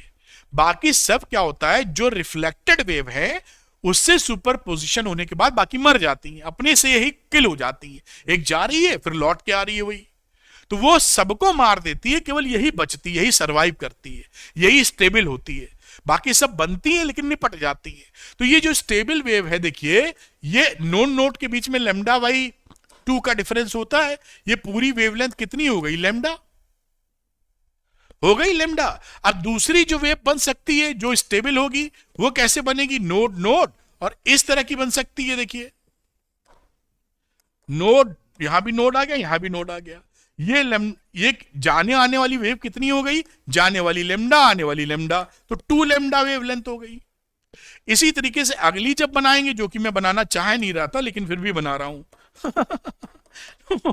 मुझे लगा कि आप समझ लेंगे, फिर मैंने लगा कि नहीं एक बात और कर लेते हैं। इस तरह की देखिए वेव बनाई, ये ठीक से बनी नहीं, ऐसे मिला देते हैं। तो यहां पर देखिए कितनी हुई, ये λ/2 λ/2 λ/3 λ/2 जाना, 3 λ/2 आना, तो कितना हो गया, 3 लैम्डा। तो यहां से हम क्या देख रहे हैं कि जो स्टेशनरी वेव्स हैं, ये एक्सप्लेनेशन आपने शायद कहीं से आपको नहीं जानने का मौका मिला होगा, जो मैं बताने की आपको कोशिश कर रहा हूं। जो स्टेशनरी वेव्स मिल रही हैं, स्टैंडिंग वेव्स भी बोलते हैं, जो 11th में पढ़े थे, ये यही सरवाइव करती हैं। तो या तो वो लैम्डा बनावेंगी, या 2 लैम्डा या 3 लैम्डा। 3 लैम्डा कहां लिखा, यानी यहां फॉर्मेशन एन लेमडा का, यहां पे एन इंटीजर है, इंटीग्रल मल्टीपल, इंटीग्रल मल्टीपल। तो इन्होंने, डिब्रॉय ने क्या बताया कि भैया जो हमारे पास इलेक्ट्रॉन होता है, अगली स्लाइड लेते हैं, जो इलेक्ट्रॉन होता है, ये इलेक्ट्रॉन के पास जो जिस ऑर्बिट में वो चक्कर लगाता है, उसके पास समझिए यहां से यहां तक का जो रास्ता है वो 2 पाई आर एन ही तो है। ये इतना जो डिस्टेंस है, जो इसके बीच में डिस्टेंस था, वही डिस्टेंस कुछ ऐसा है कि इतना है 2 पाई आर। तो 2 पाई आर में जो वेव्स बनती हैं वो स्टैंडिंग वेव जैसे ही बनती हैं। इन्होंने क्या किया, क्वांटम फिजिक्स चालू कर दी, मिक्स कर दी कई बातें, जबरदस्त वेव नेचर पिक्चर में आने लगा। तो उन्होंने कहा जो इलेक्ट्रॉन है उसके पास जो वेव नेचर, जो वेव बना रहा है, उसकी लेमडा कितनी होगी, इज 2 पाई आर एन पर integral multiple of lambda, n lambda के बराबर, तभी ये स्टेबल होंगी। इसके बीच की कोई वेव नहीं होंगी, क्योंकि स्टैंडिंग वेव में हमने देखा था स्टेबिलिटी के लिए ऐसी ही वेव बननी चाहिए, इंटीग्रल मल्टीपल ऑफ लेमडा। तो उन्होंने इस बात को बराबर कर दिया, कहां लिखा, 2 pi are N equal to N lambda, क्योंकि ये जो रास्ता पूरा है वो 2 पाई आर एन है, रेडियस है आर एन, और इसके बीच में इंटीग्रल मल्टीपल ऑफ लेमडा बननी है, जो लेमडा एसोसिएट है आपकी इलेक्ट्रॉन से। इलेक्ट्रॉन यानी पार्टिकल के पास वेव नेचर है, समझिएगा पिछले चैप्टर की थोड़ी बात। और फिर उन्होंने क्या किया कि हम जानते थे कि फोटोन के पास जो वेवलेंथ होती है वो होती है lambda equal to h upon p. तो इलेक्ट्रॉन से एसोसिएट कर रहे हैं, P को mv लिखते हैं, तो h अपॉन mv लिख दिया। यहां देखिए 2 pi are N is equal to N H, lambda की जगह h और नीचे mvn, ये वैल्यू निकल आई, देखिए वैल्यू रख के। और यहां पर इनसे इन्होंने एंगुलर मोमेंट में करके दिखा दूं तो ज्यादा आपके दिमाग में घुसेगा ये, और मजा आएगा आपको, तभी आनंद ले पाएंगे। मैं नहीं चाहता कि कहीं रुक जाएं आप। इन्होंने बोला कि 2 पाई आर एन जो है वो एन लेमडा के बराबर होना चाहिए, तभी आपका वेव नेचर एसोसिएट है पार्टिकल से, यानी इलेक्ट्रॉन से। अब हम जानते हैं कि किसी पार्टिकल से, जो पार्टिकल का लेमडा होगा वो h अपॉन पी होता है, और p ए लीनियर मोमेंटम जो कि mvn के बराबर होगा। इस वैल्यू को इसमें पुट कर देते हैं पहले, तो 2 pi are N is equal to N H upon P. अब हम NH लिखते हैं और P की जगह मेंशन करते हैं MVN, और इस कहानी से हम एंगुलर मोमेंटम पकड़ने की कोशिश करते हैं। तो एंगुलर मोमेंटम क्या होता है, MVRN, this is the angular momentum. ये एक्सप्रेशन कहीं से ले आओ, MVRN इधर पकड़ो, तो देखो MVN इधर लिखा, इसका वाला RN इधर लिखा, और ये NH लिखा, और ये 2 पाई नीचे चला गया। सेटिंग कर ली MVN RN और 2 पाई नीचे खटाक से। अब ये क्या है, ये हमारा एंगुलर मोमेंटम है। तो उन्होंने कहा भैया ये कहानी इस तरीके से बन रही है, देख पा रहे हैं, NH अपॉन 2 पाई। तो जो नील्स बोर लेके आए कहानी, उसका उस पजल को सॉल्व किसने किया, डिब्रॉय ने। उन्होंने कहा जो एंगुलर मोमेंटम है integral multiple of 2 pi h upon 2 पाई होना चाहिए, क्योंकि हमारे इलेक्ट्रॉन के पास वेव नेचर भी है। तो उन्होंने ये भसड़ मचा दी, मतलब क्वांटम मैकेनिक्स की घुसेड़ दिया, मिक्स कर दिया दोनों, और जबरदस्त मिक्सिंग की, और उससे क्लैरिटी दे दी ले दे के। इसलिए ये बात कहानी के रूप में हमें समझ में आनी चाहिए। तो this is the quantum condition propose. ये क्वांटम कंडीशन थी जो बोर ने प्रपोज की थी for angular momentum of electron. ये क्वांटम कंडीशन एक पर्टिकुलर वैल्यूज ही ले सकता है, और ये एक्सप्लेनेशन डिब्रॉय ने इस पजल को सॉल्व किया। और ये देखिए यहां पर LH is equal to NH upon 2 pi. We saw that this equation is the basis for explaining the discrete orbits and energy levels in hydrogen atoms. ये जो इक्वेशन थी यही हमारा बेसिस था जो डिस्क्रीट एनर्जी लेवल को explain कर पा रहे थे। Thus de Broglie hypothesis provided an explanation of Bohr's second postulate. ये डिब्रॉय ने, स्पेलिंग ये लिखी लेकिन पढ़ते डिब्रॉय है, तो डिब्रॉय ने ये एक्सप्लेनेशन दिया कि ये बोर साहब जो फिगर h अपॉन 2 पाई पकड़े थे वो कहां से आया है, for the quantization of angular momentum of the orbiting electron. The quantized electron orbits energy states are due to the wave nature of the electron. इस बात को देखिए मजा आ जाएगा। ये क्वांटाइजेशन जो हो रहा है उसके लिए रिस्पॉन्सिबल कौन निकला? Wave nature of electron. कितना प्यारा साइंस है।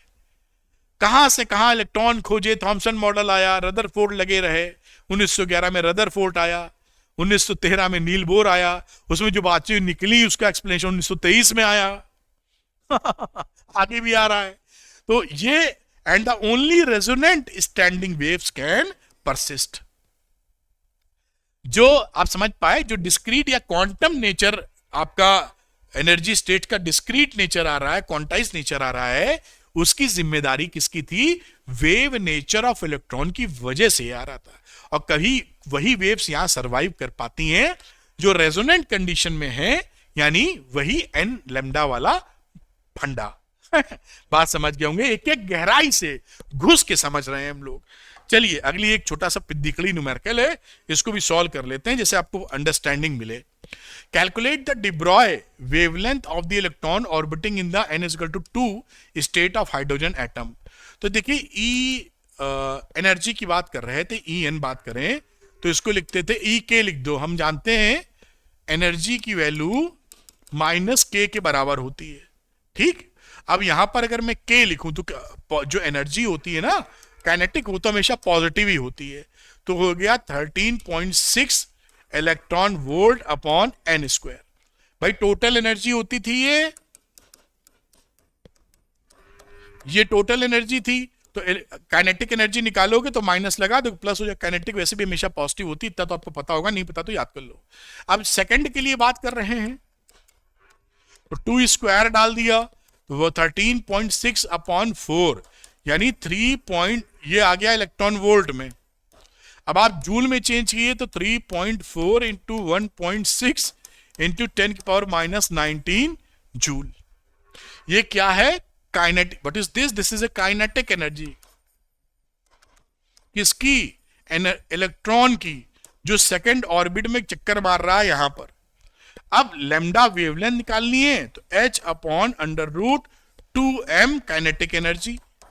ये फॉर्मूला भी आपको पता होगा उम्मीद करते हैं, फिर से आपको रिवाइज मार देते हैं। लैम्डा होता है h अपॉन p। अब जो मोमेंटम होता है, जो काइनेटिक एनर्जी होती है, वो होती है हाफ mv स्क्वायर। ये काइनेटिक एनर्जी जिसे हम ई के कह रहे हैं। तो यहां पर थोड़ा एडजस्टमेंट करते हैं, हाफ लिखते हैं, m से ऊपर नीचे मल्टीप्लाई और डिवाइड करते हैं। आपको मालूम है, फिर भी मैं एक बार रिवाइज करवा रहा हूं। ये वैल्यू हो गई 2m को इधर ले लो अब, तो ये हो गया m square v square is equal to 2m e के। यहां पर ये मोमेंटम है pv mv 2m e के। तो यहां पर p की वैल्यू कितनी आ गई? अंडर रूट 2m e के। तो ये p की जगह आपने ये वैल्यू पुट कर दी। मैं इसलिए बताता हूं जिससे आप बात को अच्छे से पकड़ पाएं। तो यहां पर एक शब्द बढ़ा देते हैं जिससे कोई भी बच्चा किसी भी हालत में पकड़ ढीली ना करे। इस p की जगह ये ठोक दिया, ये वैल्यू आ गई। कैसे? पट्टे से 1 मिनट में डराइव कर लो। उसमें क्या है? मतलब डराइव ना करो, याद करो, हम समझा रहे हैं इसलिए डराइव कर रहे हैं। आप तो याद ही कर लो, समय कहाँ रहता है इतना आपके पास। अब वैल्यू बाकी पुट कर दो, 6.63 10 की power minus 34 upon 2 into 9.1 into 10 की power minus 31 into 3.4 into 1.6 minus 19। अब यहां पर इसको जब सॉल्व करोगे तो 0.67 नैनोमीटर आपका आंसर आ गया। तो आपको देखो अंडरस्टैंडिंग करने का पूरा शानदार मौका मिल रहा है। हटता हूं 5 सेकंड के लिए, नोट कर सकते हैं। और अब इसके बाद हम लोग देखेंगे कि जो बोर साहब बता गए ना, नील बोर साहब, उनकी भी स्ट्रक्चर ऑफ एटम में क्या खास बात थी और क्या खामियां रह गई। अभी ऐसा नहीं है कि पूरी चीज शानदार एक्सप्लेन्ड है, कई चीज फंसी हुई हैं। इनका निवारण उम्मीद करते हैं मिलेगा जल्दी ही। साइंटिस्ट काम करते ही रहते हैं। तो लिमिटेशन ऑफ बोर्स थ्योरी, यानी लिमिटेशन भी है। ऐसा ही नहीं है कि सब हो गया हैप्पी एंडिंग फिल्मों स्टाइल में, शादी हो गई हीरो की विलन से, हीरो की हीरोइन से, है ना। तो यहां पर लिमिटेशन क्या है? Bohr's theory, this theory is applicable only to hydrogen like atom. अगर हाइड्रोजन लाइक एटम है तो ये बता देती है, लेकिन fails in the case of the atoms with 2 और मोर इलेक्ट्रॉन्स। काफी कोशिश की गई कि बोर थ्योरी के बेसिस में जिसमें 2-3 इलेक्ट्रॉन हैं उनको भी हम साबित कर ले जाएं, लेकिन फेल कर गए, अभी तक कोई सक्सेस नहीं मिली। उसका कारण क्या है? एक से ज्यादा जब इलेक्ट्रॉन रहते हैं तो न्यूक्लियस से ही इंटरेक्ट नहीं करते, वो इलेक्ट्रॉन आपस में भी फाइट करने लगते हैं। उस फाइटिंग का कहीं जिक्र नहीं है इसमें, क्योंकि हाइड्रोजन में अकेला इलेक्ट्रॉन था, किसी से फाइट नहीं कर सकता था, इलेक्ट्रॉन इलेक्ट्रॉन के बीच की फाइट नहीं होती। बिग बॉस जैसी सिचुएशन खड़ी हो रही है, एक कमरे में अकेला आदमी तो चुपचाप, लेकिन एक घर में अकेला आदमी तो सन्नाट, झगड़ा किससे करे?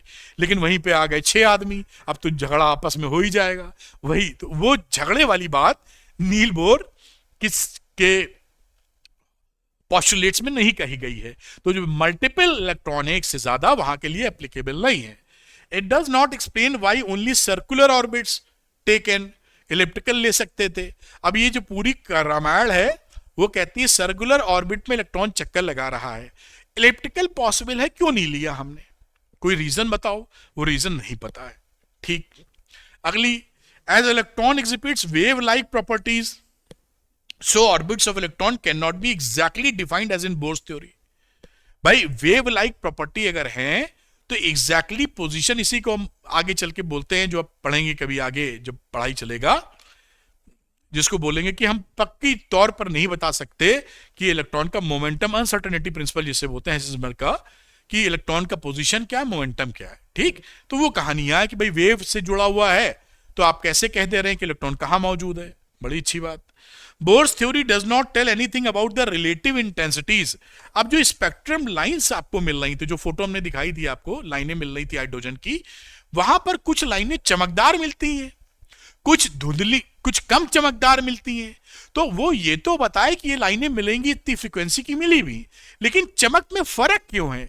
आखिर एटम, ये इलेक्ट्रॉन जो कूद काद रहा है, वो किसी खास फ्रीक्वेंसी को फेवर कर रहा है जिसकी इंटेंसिटी मजेदार मिल रही है, और कुछ खास इंटेंसिटी को फेवर नहीं कर रहा है। ऐसा क्यों कर रहा है? इसके बारे में कोई जानकारी नहीं कि वो चमक किसी की ज्यादा किसी की कम क्यों है। ऐसा बहुत अच्छी बात। It does not explain the further splitting of spectral lines in magnetic field Zeeman effect और in electric field Stark effect. Further जब स्टडी की गई तो जीमैन स्टार्क इफेक्ट में, यानी कि मैग्नेटिक फील्ड में और इलेक्ट्रिक फील्ड में जो ये स्पेक्ट्रल लाइंस थी, फर्दर स्प्लिट कर जाती हैं। तो ये स्प्लिटिंग आखिर वजह क्या है ये नहीं पता है अपने को। तो ये लिमिटेशन है बोर्स की, जो आप समझ पाए होंगे कि अभी पिक्चर अभी बाकी है मेरे दोस्त वाली सिचुएशन अभी है। खैर, साइंस में तो हमेशा ही पिक्चर बाकी रहती है, क्योंकि नथिंग इज फाइनल। आज मोबाइल पकड़ रखा हाथ में, बहुत कुछ करते हैं, आज से 20 साल बाद हो सकता है कोई चिप आ जाए जो आपके घुसी जाए, यहां फिट कराने लगे लोग। मोबाइल लेके कौन चले? हमारे खून के प्रभाव या एनर्जी से ही चार्ज हो, हमेशा कटकट बात कर रहे हैं। कौन भरोसा आज से 20 साल बाद ऐसा आ जाए? कभी सोचा था आज से 30 साल 40 साल पहले कि मोबाइल नाम की कोई चीज आएगी? आपने तो वो जमाना देखा नहीं जब पेजर इंट्रोड्यूस किए थे, तबाही मच गई थी। पेजर चलता था 98 99 में, मुझे याद है। और उस समय जब पेजर था, केवल आप मैसेज दे पाते थे, पेजर लोग लगा के बड़े बड़े लोग घूमते थे। इंडिया में आया था 98 के 97 98 में पेजर। मैसेज ही चला जाए तो लोग कहते थे अरे गजब, हमने जानकारी दे दी टेलीफोन से, मैसेज करवा दिया और खट से वो बंदा पहुंच जाएगा वहां। फिर जब मोबाइल आए तो पेजर लापता हो गए। पेजर कौन यूज करता? तो आप तो पसंद भी नहीं करेंगे पेजर। अब अरे हम मोबाइल पे दुनिया देख रहे हैं वो वहां। तो इस तरह से डेवलपमेंट। अब कल को क्या मालूम 20 साल बाद कोई चिप आ जाए उस घड़ी के अंदर, फिट ही करा ले बॉडी के अंदर, कि भाई अब फिट कराने के 200 रुपए बढ़ रहे हैं, दुकान पे गए फिट हो गई। पर कुछ नहीं करना, उसको चार्ज वार्ज कुछ नहीं करना, धक्का धक लगाओ, अपडेट भी अपने आप आ रहे हैं। जाने क्या हो जाए। खैर एनीवे, मजेदार बात है। लेकिन science is, physics is not final, science is not final, everything is developing. तो ये डेवलपिंग मामला रहता ही है, तभी तो लाइफ हमारी इंप्रूव होती जाती है। अब इसी में थोड़ी बातें और देख लेते हैं। Excitation and ionization potential. ये पोटेंशियल एनर्जी की पहले बात की गई है, तो इस हेडिंग में गलती से पोटेंशियल लिखा है, अगले में आना चाहिए। एनर्जी की बात कर रहे हैं। तो मुद्दा क्या है? देखिए मुद्दा ये है कि ये प्लस है, ये ऑर्बिट है, इलेक्ट्रॉन साहब हैं, अगर इसमें से इसमें जा रहे हैं तो ये n=1 था, n=2, ये पहली एक्साइटेशन वाली स्टेज है। तो यहां से यहां जो जा रहे हैं उसको कितनी एनर्जी मिल रही है, उसी को बोलते हैं excitation energy of an atom. पहले से दूसरे में जा रहे हैं, पहले से चौथे में जा रहे हैं, पहले से कहीं जा रहे हैं, वो उसकी एक्साइटेशन एनर्जी हो गई। और आयनाइजेशन एनर्जी का मतलब है कि जहां पर हैं, यहां पर -13.6 इलेक्ट्रॉन वोल्ट है, तो उतनी एनर्जी दे दो, उसको छोड़ जाएंगे। भाई इस समय इनके पास, भाई साहब के पास कितनी एनर्जी है, बंधन है, माइनस में एनर्जी है।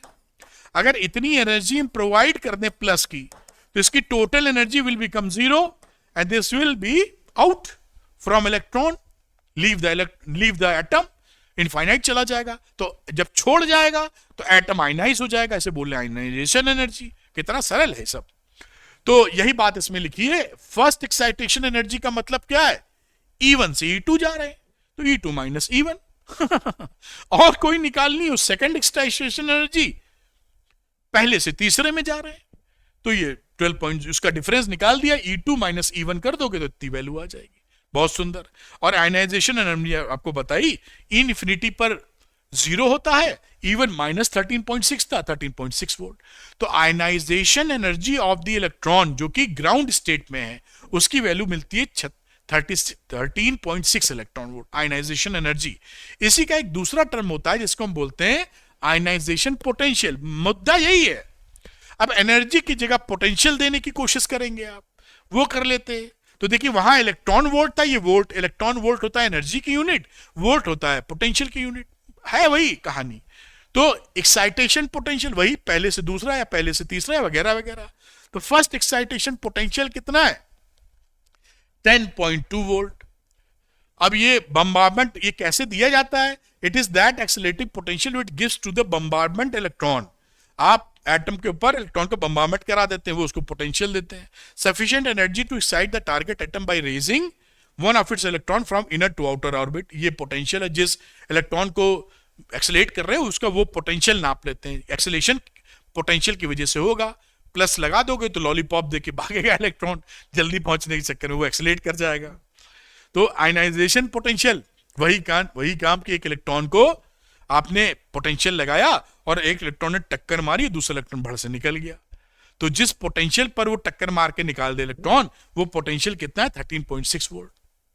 और इस तरह से कहानी कंप्लीट, पूरा चैप्टर फिनिश। एक एक चीज बड़ी जबरदस्त तरीके से। मैं आपको चैलेंज जो गारंटी कर सकता हूं कि इस जो भी आपने पार्ट 1 पार्ट 2 मिला के मेरे ख्याल से 2-2.5 घंटे का वक्त लगाया होगा, 3 घंटे पकड़ लेते हैं, इन 3 घंटों में जो चीज पढ़ी है आपके स्कूल में, आपके किसी कोचिंग सेंटर में इतना डिटेल में नहीं पढ़ाया गया होगा।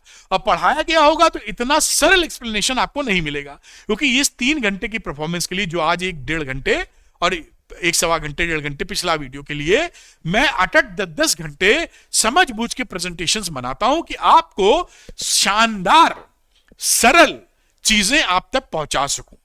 इसलिए ऐसा हो पा रहा है और ईश्वर की दया से मैं सरल शब्दों का प्रयोग कर पाता हूं, अच्छे एग्जाम्पल्स मजेदार ले पाता हूं, तो आपको समझ में आता है।